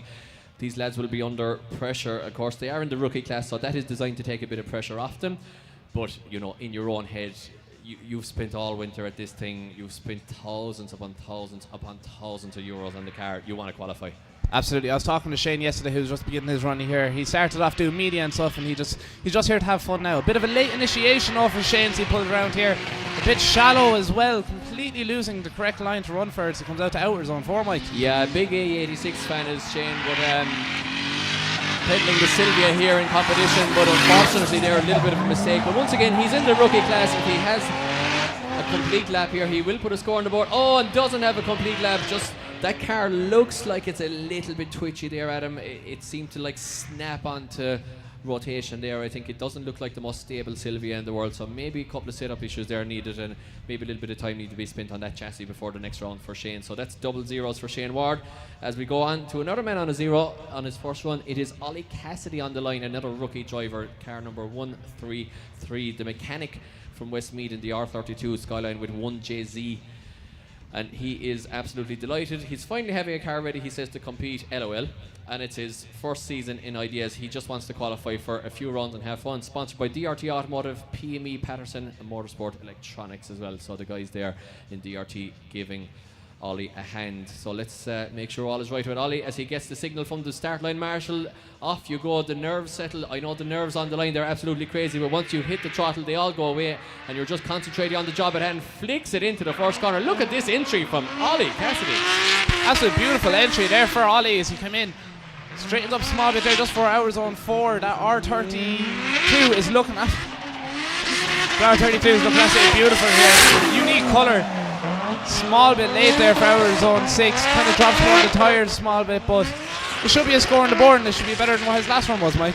See, Adam, you're too young to remember R32 Skylines, but I'm not. So don't bring the age thing into this, Mike. That's an R32. We had this conversation before. I'm no lad now, but Ollie Cassidy in the R32 Skyline scoring a 62.7 for Ollie Cassidy, so that will get him a score on the board for his rookie championship. But I don't think it's going to be enough. No, it's not enough. He's in 36, so no battle action for Ollie Cassidy. As we move it along to Daniel Gerrard, who will want to qualify. He has it in his locker to qualify. Brother, of course, of Christy Gerrard from County, Kells there in County Meath. And let's see if he can get a better score on the board. Just hanging on there. Lots of angle there. Oh, almost. It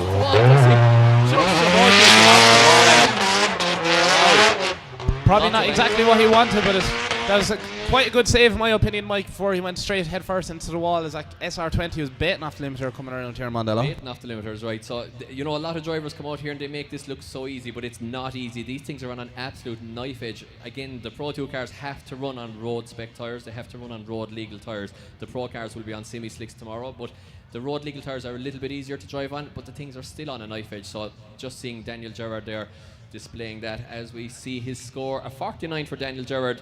We'll see him putting points on the board in his rookie championship. Won't be qualifying for Pro 2 action. As we go on to Bartik Bleeski, number 64, another rookie driver with a score of 76.7 from his first one, currently sitting in 24th position, so I would say he could still easily get knocked out of competition. There are easily 8 drivers who will leapfrog him here if he doesn't improve, so he'll want to improve. I think the drop zone is going to end up to be somewhere around there. I would say the drop zone will end up at the end to be about 77, 78. Absolutely, all high scores, especially when they're coming into the top 32 once all drivers have their 2 runs done. But 17-year-old Bartik in his E36, 3.2 Evo, 330 brake horsepower is lining up at the start now. We're just holding on just for a moment before he does take off.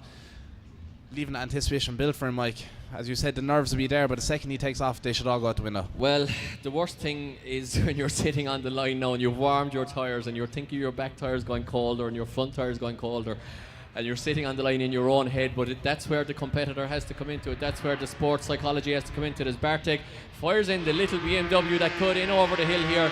No nerves for Bartik Bleeski here, 17-year-old student with 330 brake horsepower with the M3 Evo engine. A beautiful line on the outside here of outer zone 4. Does he get to continue? And he does. Through 5, dab at a handbrake into outer zone 6 on the first wall. Feathers the throttle onto the second wall. Gets the BMW turn back, full throttle across the line, and that is a textbook line run there from Bartik. 17 years of age. 17 years of age, putting it down there as best he could, starting off on a 76.7 in his first qualifying run, and raising that now on his second qualifying run to an 85.7. A brilliant score to put down, Mike. Yeah, 12th position there for Bartik, which will see him in battle action. The rookie driver will see battle action later on. So we don't have Che Donnelly next, unfortunately. Next up is Nathan Walsh in the little MX-5 Turbo with V8. I think it's BMW V8 Turbo power under the hood man of that MX-5, or the Miata. The Miata, as I often call it by mistake. Look at the speed of the little MX-5. Also, again, an early initiation once again from Nathan. Just went that little bit early. These cars are very difficult to drive, unfortunately. They're a double wishbone chassis, slightly like their bigger FD RX-7 brother. Absolutely, Mike. Tap off the wall there, Mike. Letting the back bumper after him, taking the corner. A chaotic lap there from Nathan Walsh of Celtic Customs, and all the entertainment factor there, but not a great score, I would say. Unfortunately, Knighton says, if I'm not going to get a great score on the board today, I'm going to take this cone home with me anyways. It's mine now.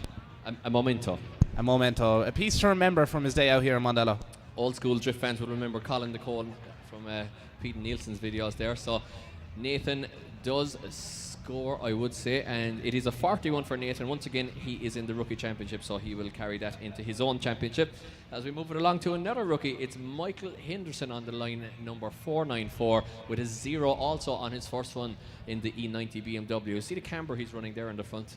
Just, you know, when the car then is on full lock in the first corner, if you get a still image, the theory being that the wheel that's on the outside that's doing the most steering with the weight on it is actually dead flat on the track then. So with all that camber, when you're on full lock, on full tilt, your leading wheel is actually flat on the track, and your far over wheel then is leaning loads, but the wheel with the weight on it that's doing most of the steering has loads of tyre on the track. So very interesting. There you go. Every day's a school day up here in the tower. Every day's a school day. I might be talking nonsense, who knows. Could be, but Michael Henderson, as he waits just to get the go-ahead here from the start line marshals, make sure everything is right after Nathan took half the track with him there on the last one. And those MX-5s are very hard to drive, though. You remember, some people might remember Denny George's V8 one in America. He was always so fast, but hanging on for dear life. They're just, and even Josh's SR20 in C1, you know, they're just a very difficult chassis to be smoothing. From what I've seen, yeah, a lot of people do seem to struggle with it, that little Miata or MX-5 chassis, as you may say. Definitely a great looking car, though.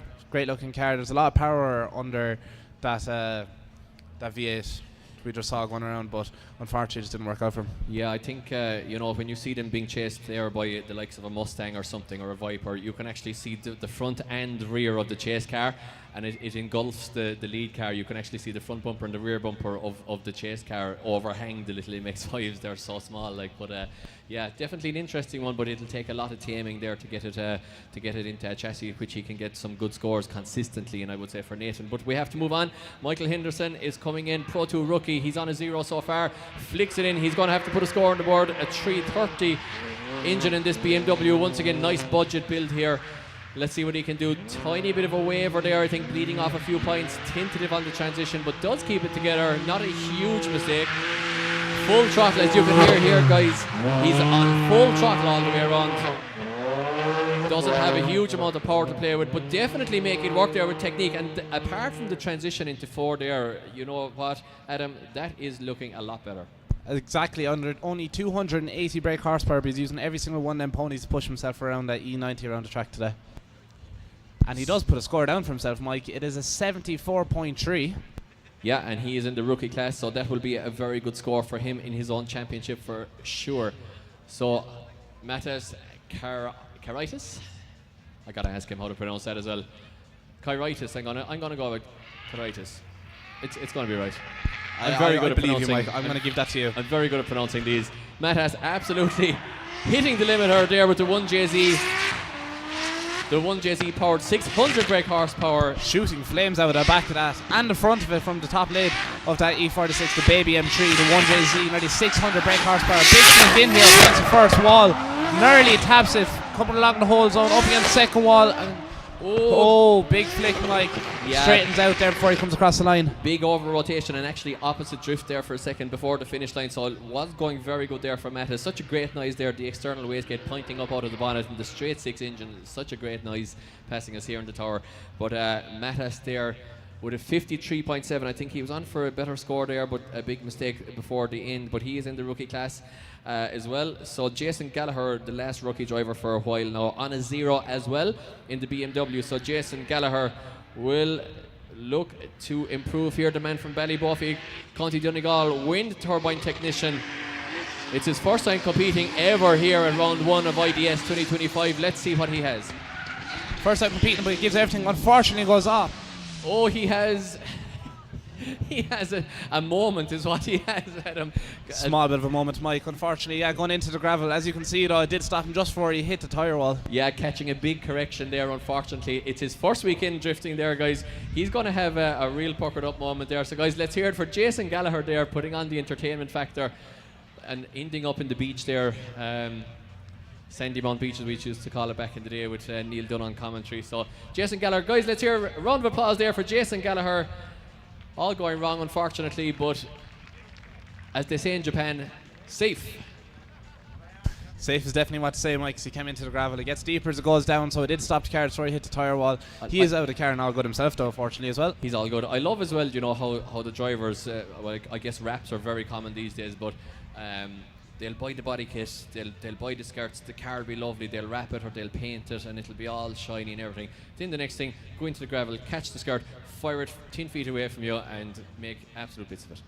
Exactly, spending weeks of preparation to make that car look as great as possible. Goes out on track, taps it a small bit, all care is gone. Just pulling it off. I've seen that in my own practice car and I'm sure you've seen that plenty of times yourself, Mike. Yeah, I actually always drove better after an accident and I had quite a lot of them, so it was great, but no, like you'd find at the start of the year, I think subconsciously you know that the car is like minted in the first round. I think you're always leaving, you might be leaving the few percent on the table, you know. So after one good bang then in the back of it or whatever, the shine has gone off and you don't care anymore. And I think your results then just automatically kind of get a bit better because you're driving subconsciously that little bit harder. So Jason Gallagher definitely breaking the duck, so to speak, on that one, and he is in a turbo 325 engine, and that a lot of turbo BMW engines actually coming out in Pro 2 now, and as drivers look for different ways, the JZs are gone so expensive, the RBs are gone so expensive, and they're looking for other, you know, ways. The SR into the BMW is not a very common thing, so he said, you know what,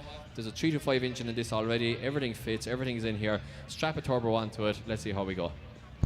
Exactly, unfortunately it didn't work out for him. He is pushing around the 380 brake horsepower on a good day, so from what he's told us, but yeah, that 325 didn't work out too well for him. It is only his first weekend out, as I nearly knock our book off the table here in the judging tower. Yes, but indeed. So once again, guys, if you are watching the live stream, you'll see all these sponsors down the bottom, but please, if you are looking for any of their products, support these sponsors because they support Irish drifting and They are Red Bull, Lucky Day Competitions, ECU Master, GMD Tire and Service Centre, Yugen Factory, who will give you fantastic body kits. TS Drift Days, Tommy Smith, a long-standing partner of the Irish Drift Championship and Irish Drift Series, who runs practice days in Mondello, in Watergrass Hill, where you can take your car and practice. And Drift Magazine EU, covering Irish drifting in a magazine form, old school magazine form in fact. Strom Wheels, Turn Distribution, and Nisuba, Group D, CDM Sport, and Shift AM, of course, covering us with media coverage this year. So thank you so much to all those sponsors, especially Red Bull and Lucky Day Competitions coming on as title sponsors once again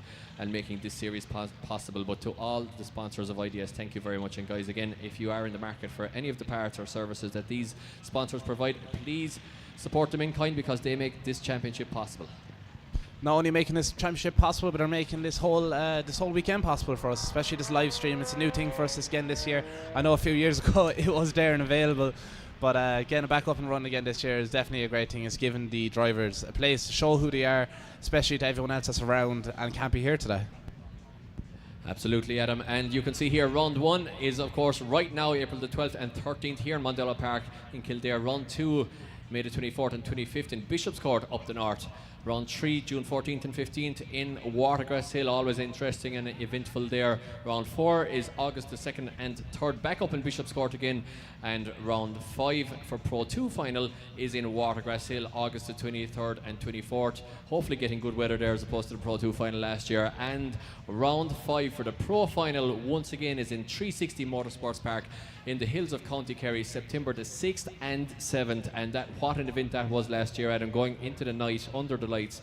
10 o'clock I think we finished up competition action. You were commentating on it as well, and it was just, it turned into the night fight, and it was absolute full throttle aggression from each and every driver. So guys, be sure, if you're enjoying what you're seeing here, remember this is only qualifying for the battles, and once again we will have pro action tomorrow.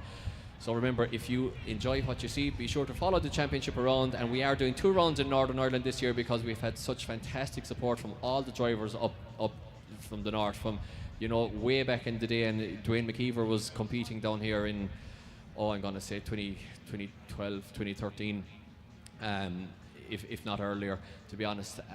Earlier, actually, I would say earlier. And ever since around then, we've had such an influx of northern drivers. So it's only fair to go up for a couple of rounds as well, and maybe soften the diesel bill for those guys, because they've been up and down to Watergrass Hill and places like that in Cork for long enough. So we are going up the north to Bishop's Court Airfields twice this year as we move it along. John Joyce is on the line, the van driver from County Dublin. Yes, John Joyce is out there in his 5-litre V8 400 horsepower. Oh, Mike, I missed that. What happened there, Mike? Top points for John Joyce. A 360 on entry. I'm not sure if he meant very much of it, but 360 on entry there for John Joyce. 100 points from me, maybe not from the judges, but a huge entry there from John Joyce, but for all the wrong reasons. I think he may have misheard you when you were talking about the night fight last year in 360. I think he may have thought you were telling him to do a 360 here today, Mike, but unfortunately, a lot of style makes it his way.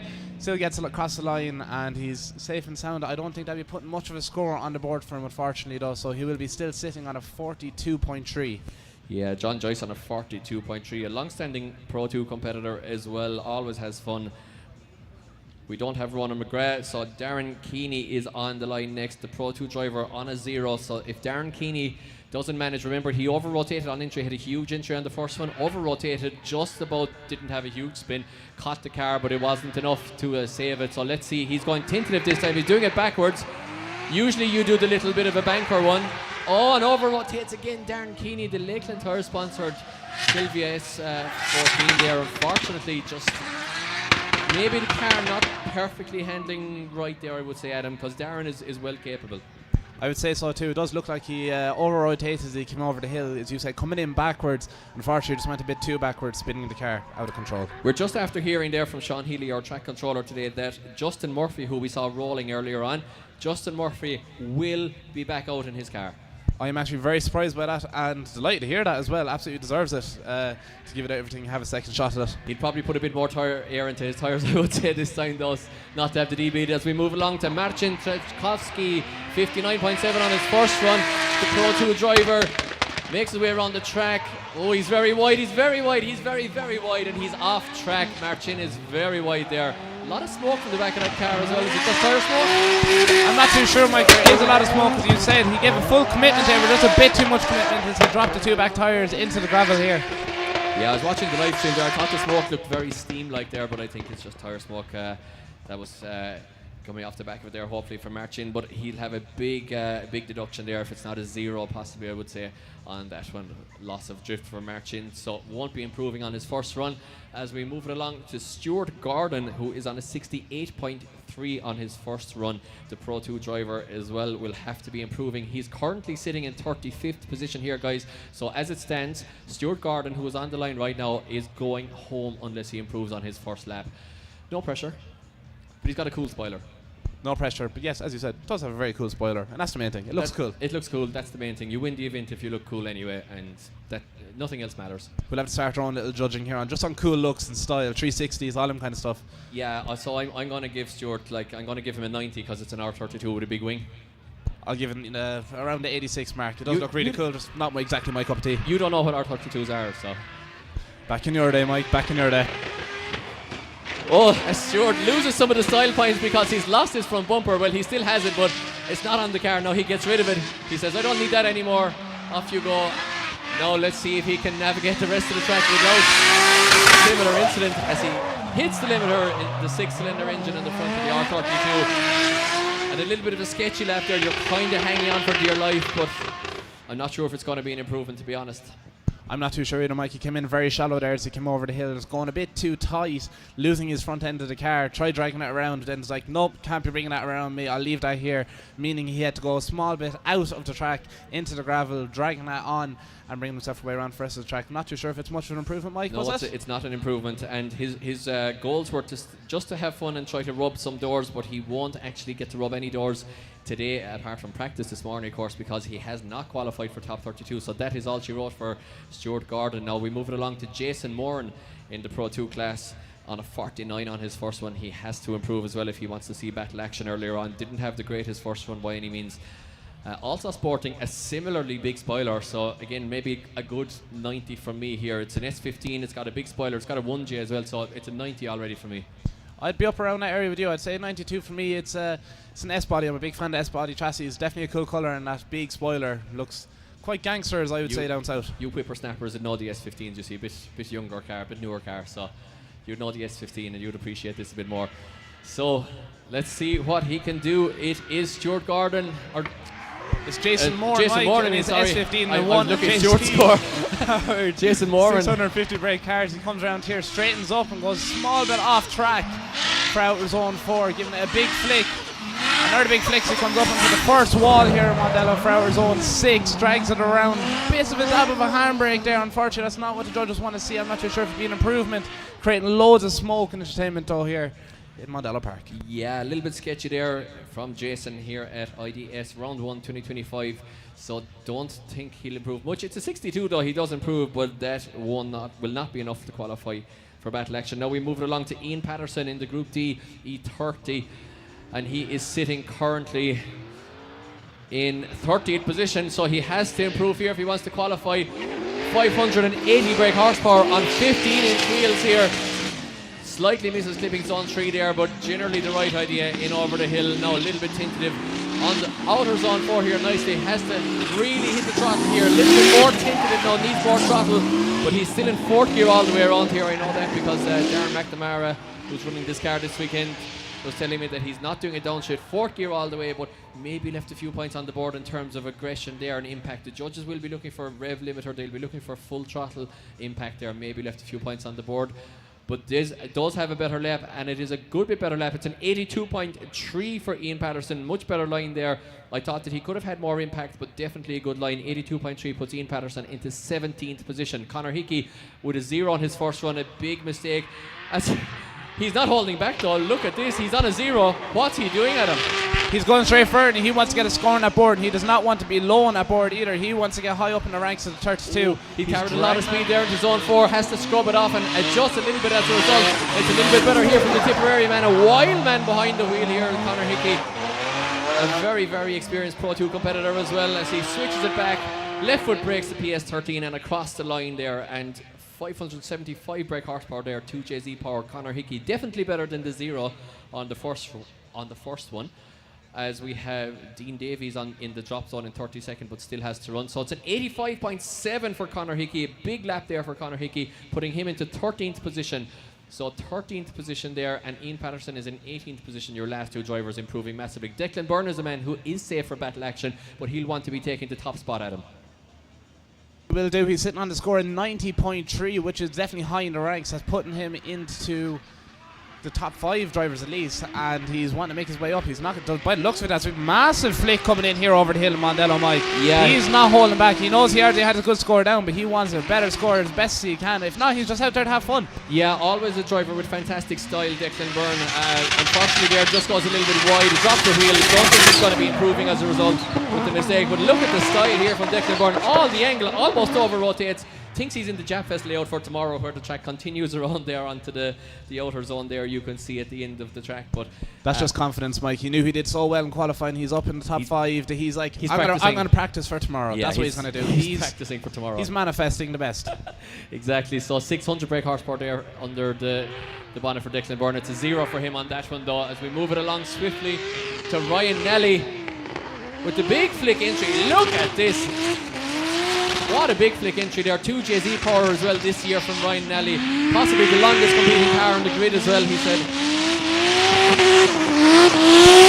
Ryan is pushing around there. 2023 Rookie Championship runner-up, making loads of noise and loads of smoke here. Nearly comes a small bit too tight to that wall there in outer zone 6. Pushes across in that PS13 2JZ 520 brake horsepower, Mike. Yeah, and it's possibly the longest competing car on the grid today anyway. It's an ex-Michael Swan car for all the old Pro Drift and early IDC fans. It's an 83.7 for Ryan Nelly, 83.7, so good improvement for him. Improves by nearly 4 points there, putting him nicely into the midfield there in 15th position. As we go along to Eddie Power, who is currently on a 71.7 in 33rd position. So Eddie Power is currently not qualifying as he flicks it in over the hill here in Mondello. Drops the wheel on the inside a little bit. Not a lot of angle here from my co-commentator tomorrow, Eddie, but looking generally on the right line, to be fair, Adam. Looks generally on the light line. A man that I've seen many runs. He's out there to have fun. I was speaking to him earlier on throughout practice, and he's here. He's like, he just wants to give it everything, have as much fun. He's seen the lads out driving for the last few years while commentating. He's like, I want to get out there. I want to give it a go, and that's what he's trying to do. It is indeed. He's having fun out there in a good-looking car as well, and it's an 81 for Eddie Power. So Eddie improving by 10 points almost there, putting Eddie into 22nd position, meaning Andrew Malloy is now in the drop zone, still has to run as well. As we move it along to Nathan Corkran on a 77.7, once again putting his heart and soul into this 860 brake horsepower 2JZ BMW E46. He's currently way down there in 27th position. He has to improve if he wants to be sure battle action. He handbrakes it slightly before the transition. Judges will bleed him off a few points for that. You're not supposed to handbrake until after you've transitioned. It's not going to be a huge mistake. He's looking good. He's feathering the throttle. Tentative transition again. Gets on the throttle. Might have been a tiny bit wider there on zone 6. But overall on the right line as well from Nathan. Nice impact points there over the line as well. So a little bit tentative on the transitions. Handbraking before it, but not too bad. 77 doesn't improve. It's going to be a long wait for Nathan. Up next, it is Darryl Maxwell. He's on a 56, a good buddy of my own. Once again, my mechanic in IDC for a good few years. Turbo 350Z this year. Couple of problems in practice this morning with the transmission. Flicks it in, a little bit tentative. Oh, and catches understeer. Catches a lot of understeer and brakes, and just about catches it there. He was suffering with a lot of understeer all practice there as well. So unfortunately for Darryl, a 56 in the rookie class is as good as it gets, and a 0 on the second one. But what a great looking car. 480 brake horsepower turbo in a standard unopened engine there in the 350Z. Seems to be nice and reliable as well. So interesting build, that one. Exactly, a great looking car. As you said, them 350s coming more and more popular on the practice days around Ireland, but on the competitive level we're starting to see more and more pop up, Mike. Yeah, definitely, and you can just strap on that turbo kit there. The turbo sits right inside the passenger headlight, and yeah, 480 brake horsepower, seemingly reliably as well, but time will tell. And we move it along to a man on a big score on the first one. He's currently sitting in the magic position. He's currently sitting in 3rd position. He might want to stay there because apparently that's where everyone wants to be, but it's Stefan Mooney on a 90.7 on the first one. Flicks it in. Look at the angle. Oh, onto full lock. What an entry from Stefan Mooney. Dabs the handbrake through the transition. Now he's really kind of over left foot brakes it there, if I'm being critical, to be honest. Maybe even let off a few points there. And he hits the limiter. Oh yes, and sends debris into the air. All the entertainment points there for Stefan Mooney. And what a lap. And guys, I think he might have been on for a winner there, but for the left foot braking around zone 4 there, might have been a bit excessive and unnecessary. Absolutely, despite the whole technical style of it, it was definitely a stylish run anyways. Huge angle on that entry and huge angle the whole way around, especially when he hit off the first wall here, Mondello, shooting parts of that back end of that Sylvia up into the air. Definitely an entertaining run, I would say, Mike. Exactly, that's what we want. And he's a junior driver as well as Stefan Mooney. Forgot to mention that. So a junior driver, so 12 to 16 years of age is Stefan Mooney. As we move it along to Alan Connaughty on the line, currently sitting way outside the qualifying zone. He's in 42nd position with a 59.3. Now has to improve if he wants to make it into Pro 2 top 32 action this afternoon, which we will be kicking off with very quickly after qualifying. About a half an hour break is all we'll get, and we'll be straight back into battle action where Kieran Hines, Tom Murphy and Tomas Falvey, our 3 judges, will have to have their eyes peeled for sure, because there will be 2 cars on track at any one time. And if it is your first time here watching competition, we will explain everything to you before the battle action kicks off. So Alan Connaughty in the beautiful Zinky S14 Sylvia leaves the line, goes up to first, second, third, pulling fourth up the straight. Look at the flick in, wow! Huge flick in, a bit too wide. Unfortunately, he tried to correct that and it did not work out for him, as that SR20 was giving it everything he could to try to keep that line going for himself around the track here. Yeah, the limit style drift car there, unfortunately, with the big flick not working out. The 11-0 Motorsport build car going very, very well, but unfortunately, you know, he's going for all those, he's going for the 100 points. He wants to get all the points for entry there, and it didn't work out for him. Now, our first and our only female competitor in Pro 2, because Adrienne Wheatley has qualified for Pro class this year, so it's our only female competitor, I believe, in Pro 2. It is Matt Darren's wife, in fact, who beat Matt Darren in battle in Watergrass Hill, may I add. Just remember that one, Matt. It's Katrina Darren. Look, is this supercharged? It definitely sounds is. that you can hear her whining as it comes over the hill here in Mondello. Unfortunately, it doesn't look like she's struggling a small bit. She's trying to get it into that zone. Coming into outer zone 4 now as that V8 is roaring, giving it everything, but does go into the gravel. Mike, I just heard, we're not going to like the sounds of this after the great week we've just had, but there's a few drops of rain up by the start line. Yeah, so maybe Katrina Darren there falling victim to that, but guys, let's hear a round of applause for Katrina Darren. They are just changing conditions, our only female competitor, going hard there, but unfortunately not working out, and there are smatterings of rain up here. Now if you're on the line, I know this myself, you'll see it on the windscreen. This line will still be dry. I know it from driving. This line will still be dry. You can come in here still like the clappers, but in maybe 40-50 seconds time you can't. So Francie Hines will, the thing he needs to look for here should have been a puff of smoke from Katja Darren's back tyres. And if you see the puff of smoke and you see the trail of smoke then around the first corner, you're safe. But due to the rain coming in here now and electrical equipment needing to be protected in the tower and the barriers needing to be put up here now in the tower for a second, he's not going to have that ability to see the car going right in front of him. So Francie Hines, who is sitting on a 54.7, a man who was going so well in practice, we were picking him out as a fellow who could win today. Absolutely. He's currently not qualifying, and he's going to see on his windscreen, he's going to see lots of rain on his windscreen. So Francie Hines, is he going to be brave? Is he going to be tentative? Because Mondello is slippy. Look, it's so slippy, it put him off. Wow, Francie Hines. So unfortunate after the great practice he's had over the last few days. He took his own lane way out through this and came around to the far side of the track where unfortunately things just didn't work out for him on initiation, Mike. Well, I think what actually happened was he was looking for the purchase through the front tyres to flick him back at him, and he just didn't get it. I'm not sure exactly if I'm correct or not there, but Francie Hines, unfortunately, guys, there was going to flick it in big time. Now, I know this guy a long time, and rain or no rain, this Altezza is coming in over the hill here, like the clappers. So guys, let's just see what happens here. We'll watch and see as this Altezza is coming over here with his loads of power, big flick in.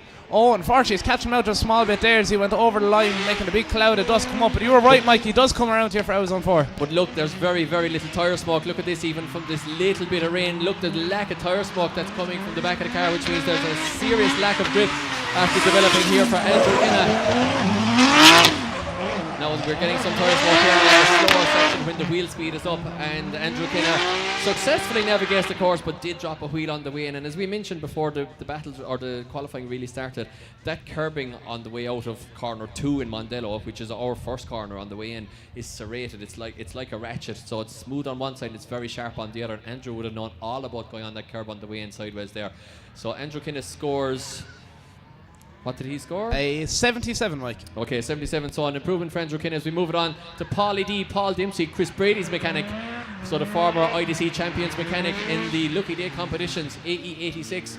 And a bit of a tentative transition once again there from Paulie D because he knows the conditions. His spotter will be after telling him there's no tyre smoke much here, buddy. Exactly, as you can see, he's definitely taking into consideration about these few drops of rain we're after getting in here, and unfortunately he may just mess up the run he had planned. He didn't have much time to consider after the rain coming down and getting up to that gridding line. Yeah, so fast track tyres there, Lucky Days competition, and Strom Wheels sponsoring the AE86 there, Paul Dempsey. And Paul doesn't improve, I would say, but let's wait for his score to drop in. 47 for Paul Dempsey, 47. So back to Andrew Kinna there, he's on a 77. Andrew Kinna has gone into 28th position. So Niall Houston is now in the drop zone and he has ran. So Niall Houston is the next man to go to the sword. If Dean Shields here, let's see what he can do. Dean Shields is already safe, but not very safe. He has to improve as well. Dean Shields is on 78.7. He's in 25th position currently. He has to improve if he wants to be sure. Absolutely, the 18-year-old is S14.5. He's not letting this rain get into his head. He's pushing it around. He's getting that car right up to the walls here, Mondello. Still making a bit of smoke. Things may be dry on the line. You don't know. It's so hit and miss at the point, Mike. Oh yeah, I wouldn't fancy being on the line now, seeing the drops of rain on the windscreen and not knowing what you're going to get at turn 1 here in Mondello, because it's famously slippy in the rain. It is like absolute ice when you come in over the hill here in the rain. So let's see, Dean Shields.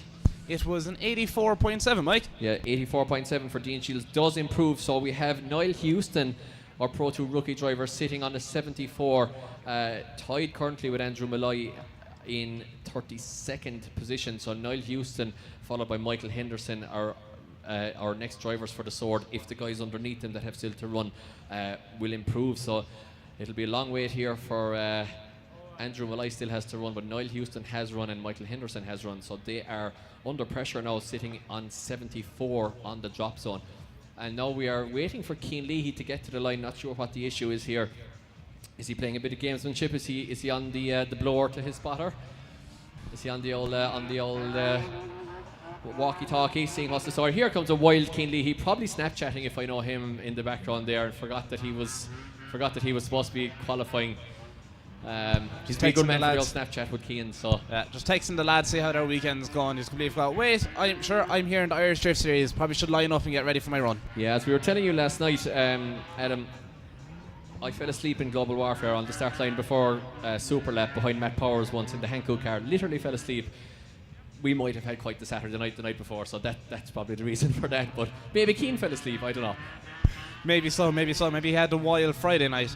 Anyways, Cian Leahy's coming over here in his E46 Coupe with the 330, 250 brake horsepower, or maybe 500 on a wet day. Oh. Yeah, definitely not going to be an improvement for Cian. He brings on the cone with him here under the car. He's going to know it's not an improvement. Cian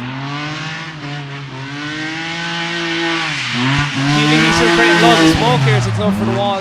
Wasn't the best at the start of his run, but second half of his run looking a lot stronger. He still has that cone though. We're going to have no cones by the end of the day, Mike. Everyone's taking them on us. No cones left by the end of the day, exactly. So Cian was on a 76, which had him in 29th position, so it'll be a long wait for Cian Leahy. If 5 drivers improve, Cian Leahy is out of competition. 5 drivers who are currently underneath him in scoring. So we move it along to David Ford, who is pretty safe for battle action, I would say. He's on an 83.3. He's in 17th position. He should be safe, I would say, for battle action. The man from Galway of 4D Autos, cell-phoned garage, the mechanic by trade, with the turbo, with a Chinese turbo on this car. 1UZ, I think, is it 1UZ or 3UZ? It's 3UZ actually, I think David has, sorry. He corrects me on that on a regular basis, so those 300cc is very important. So David Ford getting better and better as time goes on as well. He's dialing in that Skyline. That's an ex-Adrian Wheatley car. and David did his own engine situation and that, and now it's got all the horsepower in the world. You know, when you put a turbo on a V8, it just works. So let's see what Dave Ford has.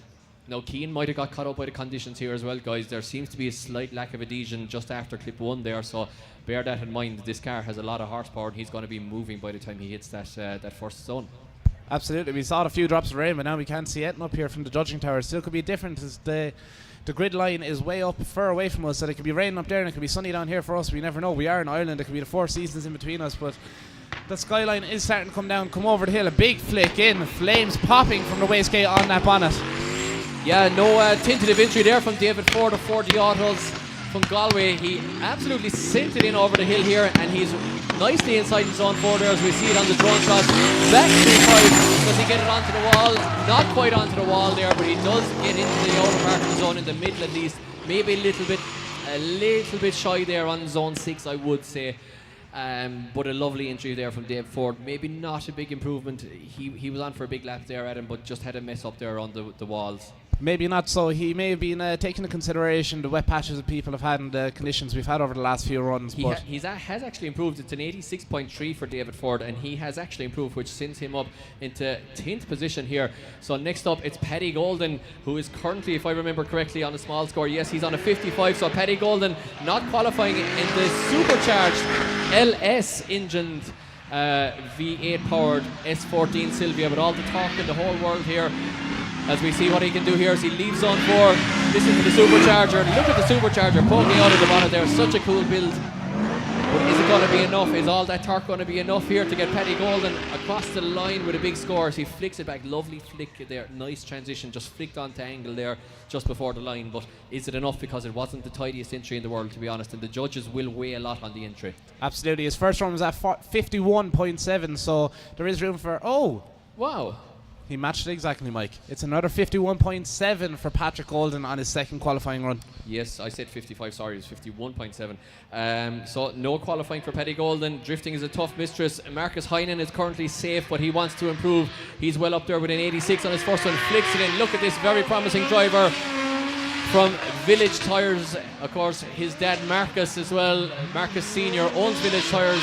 He's a tyre fitter by trade, working in the family business in Ballincollig near Cork City. Listen to Feather the Throttle here. Oh yes, lovely line off the wall here by Marcus Heinen. Very in control there. Nice run off the wall in the first one. Looked good from the judges tower here anyway, and across the line. He just looks in control, and you know what? If he can dial the pace into that car, I'm not going to rule him out for battle action later on to go a long way into the competition. Top 8, top 4 maybe. Absolutely, Mike. As he came in here for our zone 6 up by the judging tower, you could see the face on him. He was dialed in, ready for it. But up next, we got Patrick Tobin, who's qualified first on a 66.3, going for the second qualifying run. A big flick in there, entry over the hill here in Mondello. Coming up in for our zone 4, a bit shy there on our zone 3. Yeah, maybe just didn't quite have the horsepower to get him out to zone 3 there, or the sheer and utter pace. And we see what Patrick Tobin can do on the latter half of the lap here now, and flicks it back, just lets the back of the car hook up there and uses that to transition. A nice technique there from Patrick, but maybe not a huge score there. Just Marcus Heinen had actually scored 86.7 there, guys. So 86 on his first one, 86.7 on his second run, just to give you that score, and that put Marcus into 9th position. Patrick Tobin, as we move it along, they're coming ticket fast. Kieran Lynch is on. We'll get Patrick Tobin's score next. Kieran Lynch is up. Kieran Lynch comes up here for making loads of smoke into the outer zone 4 and now 1ASX. Loads of noise. That car's baying off the limiter as hard as he can. Huge angle as he flicks it up against the wall. Small bit late for it. Dab at a handbrake and get into it. Left foot brake and get himself up close. And a bit wide there as he comes out for the last zone, but gets himself away, creating loads of smoke.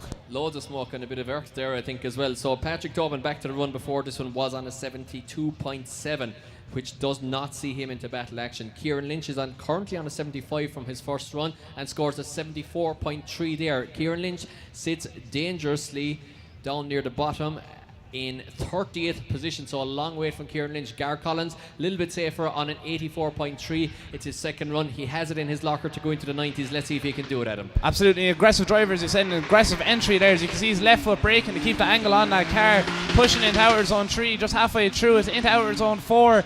getting nice and deep in there as far as he can, pushing that BMW around, making loads of noises. That V8 roars, pushing up against the wall, a dab and a handbrake. Safe enough run, Mike.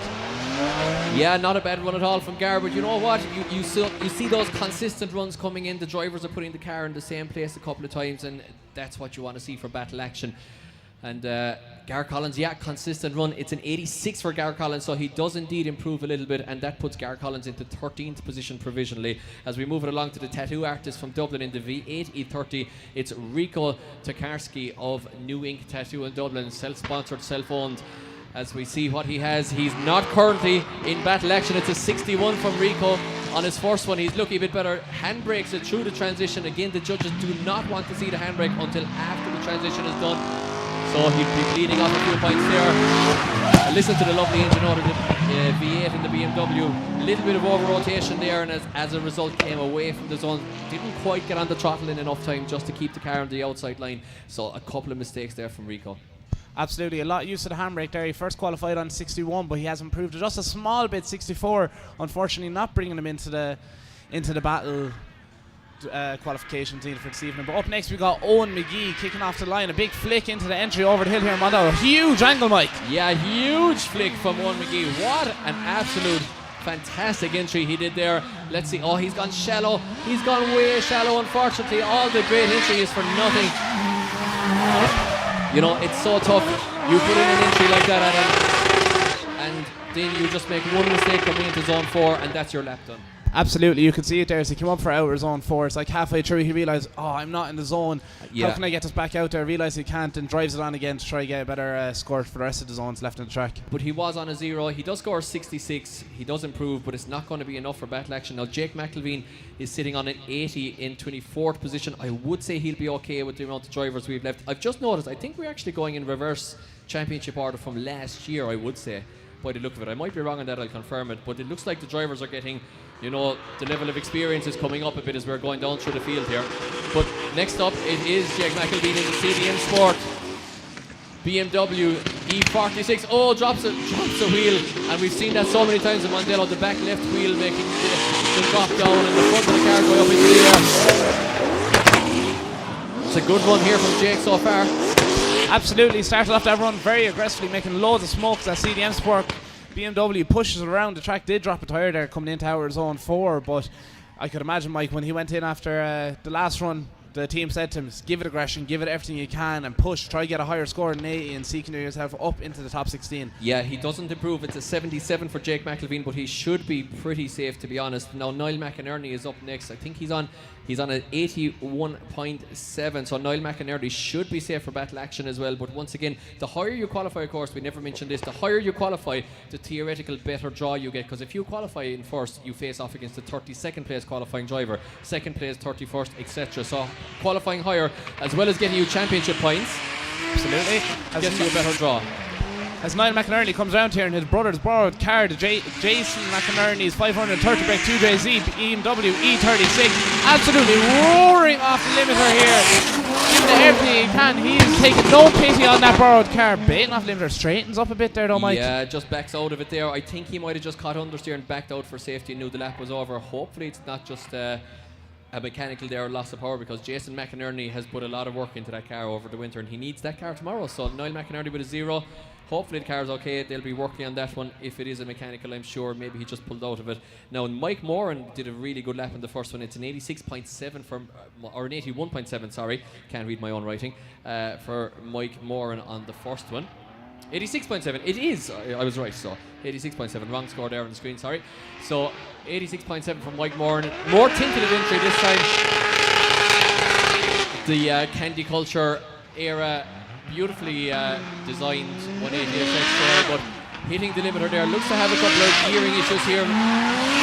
Sounds like, I'm not sure if he's in 4th there, Adam, or if he's in 3rd. It sounds like the gear down from it's a bit sharp. This gear is a tad long, so maybe just a change of final drive there would get that car perfectly dialed in, because that gear he was in seems to be a little bit long, and the other gear was a little bit rev limity.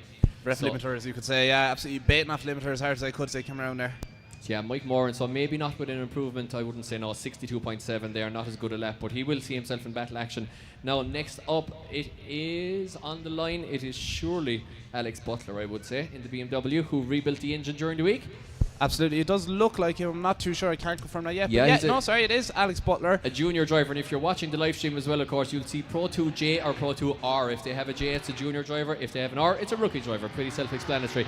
So, let's see what he can do. It's an 83.3 so far. Touching the left foot brake there. Actually entered a tiny bit early there and got the car settled with the left foot brake. Alex Butler now trying to get the car into the outside of zone 4. Does manage it at the end there. Let's see if he can get through the transition. Beautiful shot there from our drone. Nice line there through 5 Alex Butler, the young man from County Loud here. And it's a lovely run there from Alex Butler, especially for a man who rebuilt an engine. Absolutely, as you said earlier, for a few other drivers. Oh, Mike, the score is just in, and it's quite a high score, from going from 83.3 to 92.7 for Alex Butler. That puts him into the wanted space of today, which is third place. Well, that's what everyone's going for on the podium, apparently. Third position is. He'll be a happy man. You'll be a happy man if you got third today. Now, a man who's not in third, it's Luke Buttimer from Charleville, County Cork. Very talented young driver here, but he's after entering very early again here. I think he just initiated too early, to be honest. Unfortunately there, and a big mistake there from Luke Buttimer. But let's see if he can get a score together on the second half of this lap. Absolutely, Mike. Luke is giving everything he can. He is a talented driver. That car is only 200 brake horsepower on a good day, as Luke has told us. Whoa! Despite not getting the best of entry, he clips that car off the wall at the end. He's like, oh, I'm not giving up here. I am going to send this as hard as I can and still put on a bit of a show for everyone here in Mondello today. Yeah, the guys there near the grandstand and up in the grandstand getting a great view there of Luke Buttimer busting the back of the BMW off the wall, which is exactly as we want to see. He does improve. It's a 54.3, but not enough to see him in battle action. Niall Houston is still hanging on and the top in the top 32 in 32nd. So it'll be a long wait for him. Now, interestingly here, Dean Davey is in 35th position. Now, Dean Davey would be one of the guys that you'd fancy to maybe be a fella who could take this Pro 2 championship if the year went his way, but he's in 35th position currently with a 72, so massive pressure here. Absolutely, he does have room to improve, but will he give it everything? As one of Davey brothers coming in here, big flick, small but early in my opinion, Mike. It looked like he might have grabbed the handbrake. Small and shallow, but comes in for out of zone 3. Not too deep inside out of zone 4, giving everything he can, pushing that Sylvia around his track. Great looking car, stunning livery, roaring off the limiter here. Goes up for the wall on big flick.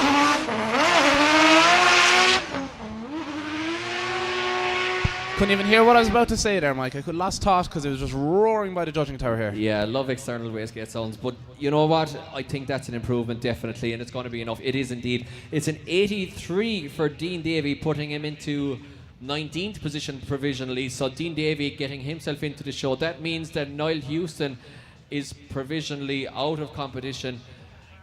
So on the drop zone now is Michael Henderson, sits in 32nd position. Andrew Malloy is currently not qualifying. Andrew Malloy is actually in 34th position here, guys. So Andrew Malloy is currently not qualifying, just outside the top 32 spots. He has to pull out something big here. He's doing everything right so far. Listen, he's foot to floor here, kicking the clutch in the BMW. Has to take the momentum down into zone 4. Does exactly that. Gets back on the throttle. Huge lap here so far. Technically perfect from Andrew Malloy. Doesn't have the impact of the big turbo 6-cylinder cars. Definitely doesn't have the speed, but he has the technique, he has the line. Does he have the mentality to take it across the line? He does. What a lap from Andrew Malloy. What an absolute brilliant lap, especially encountering that's only a 200 and brake horsepower 328, a car that I actually used to have myself, and I know you've got to give them a bit of a dogging to get around the place, and he done it, and he improved his score. He's now up at 81.7, Mike, in the second qualifying run. 81.7. He knocks Michael Henderson out of competition with 210 brake horsepower. What a lap. Jake Davey is safe currently. He is in a lovely position with an 88.3, but again, there are championship points on the line. He's a junior driver. He will be looking to win the junior class this year. He'll be looking to possibly make his mark in Pro 2 as well. Let's see what he can do here. So he flips the Sylvia back onto the wall here. Lovely transition onto the wall as he rubs the back of the Carrick Karting S14 there on the wall. SR20 power hitting the limiter, crossing the line. Jake Davey, one for the future. His brother is in the show. He's in the show. The Davey family are on for a good weekend. And it's a 93. What a lap from Jake Davey. Mike, 93. You won't believe where that put him. Where did it put him, Adam? Put him in a golden spot, Mike. In third position? Third position, Mike. Wow. Now, next up is the man behind Exemplar. It is Luke Talley. Looking for staff at the moment if you fancy working with Luke.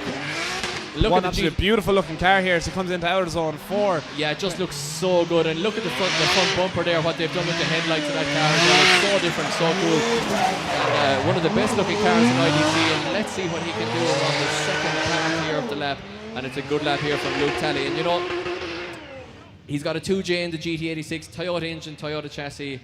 And it's a full new build from the ground up this year. Carbon Kevlar doors. It's a mad wide body GR fronted GT86, hence the GTR86 that they call it. And it's an 80.7. Doesn't improve, but he's safe for battle action. Now, Conor Duggan of CDM Sport, one of our title sponsors, or one of our sponsors, is on 78.7. He is in 28th position. I would say he's safe for battle action, but he's not going to get a great draw in 28. He's going to be facing somebody that's on it. So Conor Duggan will want to improve here. The man from Marafelt. Absolutely, that E46 absolutely roaring across. Doesn't look like he's struggling with it a small bit there. Coming in with a bit too much speed, but he holds it. Revving that car, just dapping it with the clutch, or dapping it with the right foot. Whoa,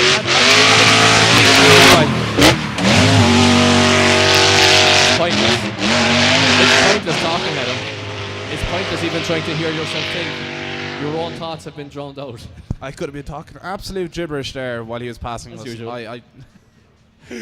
I couldn't even hear myself think, so I'm not too sure what I said, but he did get a lovely tap onto the first wall here in Mondello. He got an 82 for his love tap there onto the wall as well. Does improve. Conor Duggan does get himself up into about 22nd position provisionally.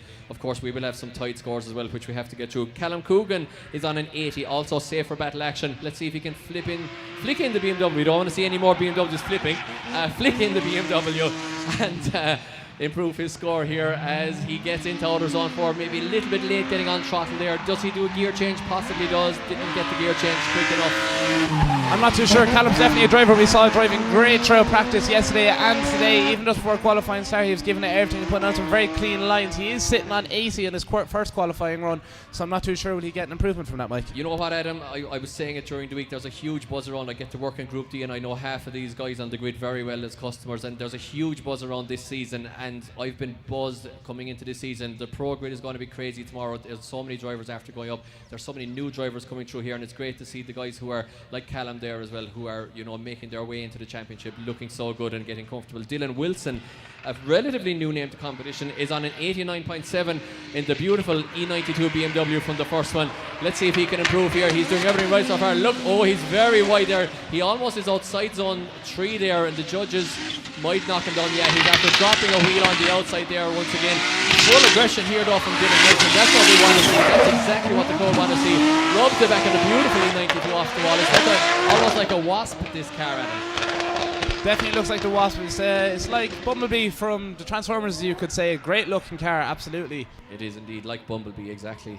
Nice, beautiful yellow E92 BMW. Big fan of the E92s myself, in fact. So it's a 73.7, doesn't improve. Sketchy lap there from Dylan by his standards. Full aggression, but that's what you want to do on the second lap, is go crazy. Colin O'Sullivan from Tralee is sitting on an 83 currently in 21st position. In the drop zone, we have Kieran Lynch in 32nd position now, followed by Cian Leahy and then Andrew Kinna. So Kieran Lynch, Cian Leahy, Andrew Kinna, 32nd, 31st and 30th respectively. Colin O'Sullivan is safe for battle action with an 83 already. He wants to improve. Once again, there are championship points. There's a better draw for the top 32. Flicks it in over the hill, dabs the handbrake. The young Kerry man, 17 years of age in the S14. Imagine being 17 years of age and being able to do this. What a fantastic opportunity, Adam. 17 years of age, barely legal driving the road, but he's well able to drive that Sylvia right around the track. Yes. Here. Oh! Pops, bangs, rubbing off the back. That's exactly what I want to see here. That is very entertaining, Mike. Wow. Wow. All the style points for Colin O'Sullivan there. And I really like that one. He rubbed the back of it off the wall. He gave an all backfire to the crowd. He gave a backfire to the marshals in over the track. I think everybody had a good time. Absolutely. I'm delighted to see that run. And he did improve from his last score as well. He's now on an 87 for Colin Sullivan, the young Kerry man at only 17 years old. Yeah, 10th position there. Now, guys, it's Justin Murphy. We have to have a big round of applause as he passes you in the grandstand this time, because he's back out after rolling his car. A little bit more tentative, but yes, a little bit tentative this time, I think. Maybe the car not 100%, but definitely a very, very brave move here. Absolutely, he wants to put a score on that board, whether he's getting him into the top 32 or not. He wants to get a score down. Absolute huge shout out to his team and everyone for getting him back out guys, there after the last round. Big round of applause for Justin Murphy and crew there for getting that car back out on track. Well done, guys, there, if you can hear us, and a fantastic effort. Might not be enough to qualify. Well, it's a 78, so 78 there for Justin Murphy, which puts him into... Wow, he's in 29th position. Kieran Lynch is out. Cian Lee, he's in 32nd position now as we move it along. Aaron Breen is safe for battle action right now. Let's see what he can do in Stephen Halferty's old car. Of course, Stephen Halferty going with 2 JZ Power, God's engine for the Pro class tomorrow. Let's see what Aaron Breen can do in the old M3 powered BMW. Guys, Justin Murphy incidentally has qualified for competition. See, Aaron Breen does the Aaron Breen throttle bob. Absolutely, the M3 wagon sounds beautiful as it passes by us here up in the judging tower. Very good run, same as last time, sitting on 87.3 already. Will he improve on that, Mike? Ooh, I don't know, I think he will. Well, it was a good lap. I mean, he did the throttle bop and everything, the bop, bop, bop. I liked the bop, bop. The judges liked it as well. It's a 91.7 for Aaron Breen, making all the right noises there with the BMW. Danny Devine is currently your leader. He is coming up the track. This guy is a star of the future. He's a very local man here in Naas, County Kildare. What can he do with 2 JZ Power under the bonnet of his yellow 180SX? Does he have a correction there? He's a little bit slower on the way in there this time, definitely Adam, but he's leading qualifying. Absolutely, he's not holding back. His boy's sitting in first place already. He's like, I'm going out here, I'm putting on a show, I'm making loads of smoke, loads of noise. He's going to tap the wall. He's missing just by a short shy, but you know what? When you hear the drivers going, that throttle response, that throttle getting the engine ready, the bop, bop, bop, getting it ready to go when they dump the clutch, you just know a guy he's in unison with his car there. It's a 91, also in the 90s for Denny Devine. Doesn't improve, but it's 2 scores in the 90s. What a talent this young man, this local young man here to Mondello is. Peter Malloy is in 2nd position on a 94.7. I do think it's reverse championship order, possibly from who's left from last year, because these runs are coming thick and fast. So we move it along. It's Peter Malloy who's currently 2nd. Can he knock Denny Devine off top spot? He flicks it in, a little bit of a waiver there on entry. Does it work out for him? Absolutely, Peter comes around here in his very basic but set up right for reliability M3 E46. He pushes out very wide coming out here into outer zone 5, coming close to outer zone 6, but small bit late on the entry into it. They're making loads of noise and loads of smoke, so he comes out and crosses the line for his 2nd qualifying run. Yeah, great run there once again from Peter Malloy. These guys are the stars of the future. These are your next pro superstars. Peter Malloy, super consistent, scores a 94 in his 2nd one as well. What a pair of scores there, 94.7 and 94 for Peter Malloy, which leaves only 1 driver before we tot up the scores. It is Erikas Navitskas, and I pronounced that correctly. You got him right that time, so you did. Looked like he struggled a small bit there, straighten up after trying to swing it out a small bit. He comes around here making loads of noise in that VA powered BMW. Slowing down a bit wide on outer zone 4, Mike, so he was.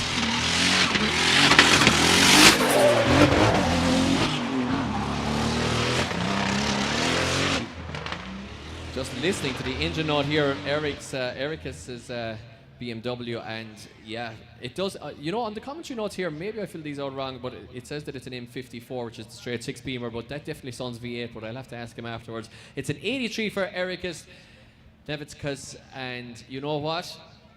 It is an improvement, and it does put Erikas slightly up the table into joint 21st position with Dean Davies. Kieran Hines puts his cold hand on my neck for no reason except to annoy me. So guys, that is it for Pro 2 qualifying at IDS round 1 2025. We're going to tot up the scores here. We're going to get rid of any tied scores, because in the event of a tie, which we have between Andrew Malloy and Niall McInerney, for instance, we will go to their 2nd run. That will split them, and we will be back to you with your top 32 qualifiers in just about 5 minutes time, and after that we are straight into battle action. And remember guys, there is a place in Japfest, of course, available for what I believe is to be top 4, but I will confirm that with Kieran Hines, our head judge here. I think the top 4 drivers will progress to the 15 or 16,000 crowd tomorrow at Japfest. So huge things on the line here for Pro 2 today. So we'll be back to you here, Adam and myself, 5 minutes time with the results, and after that we will be back here at IDS round 1 2025 with Pro 2 top 32 battle action. Perfect, chat to you soon. Thank you.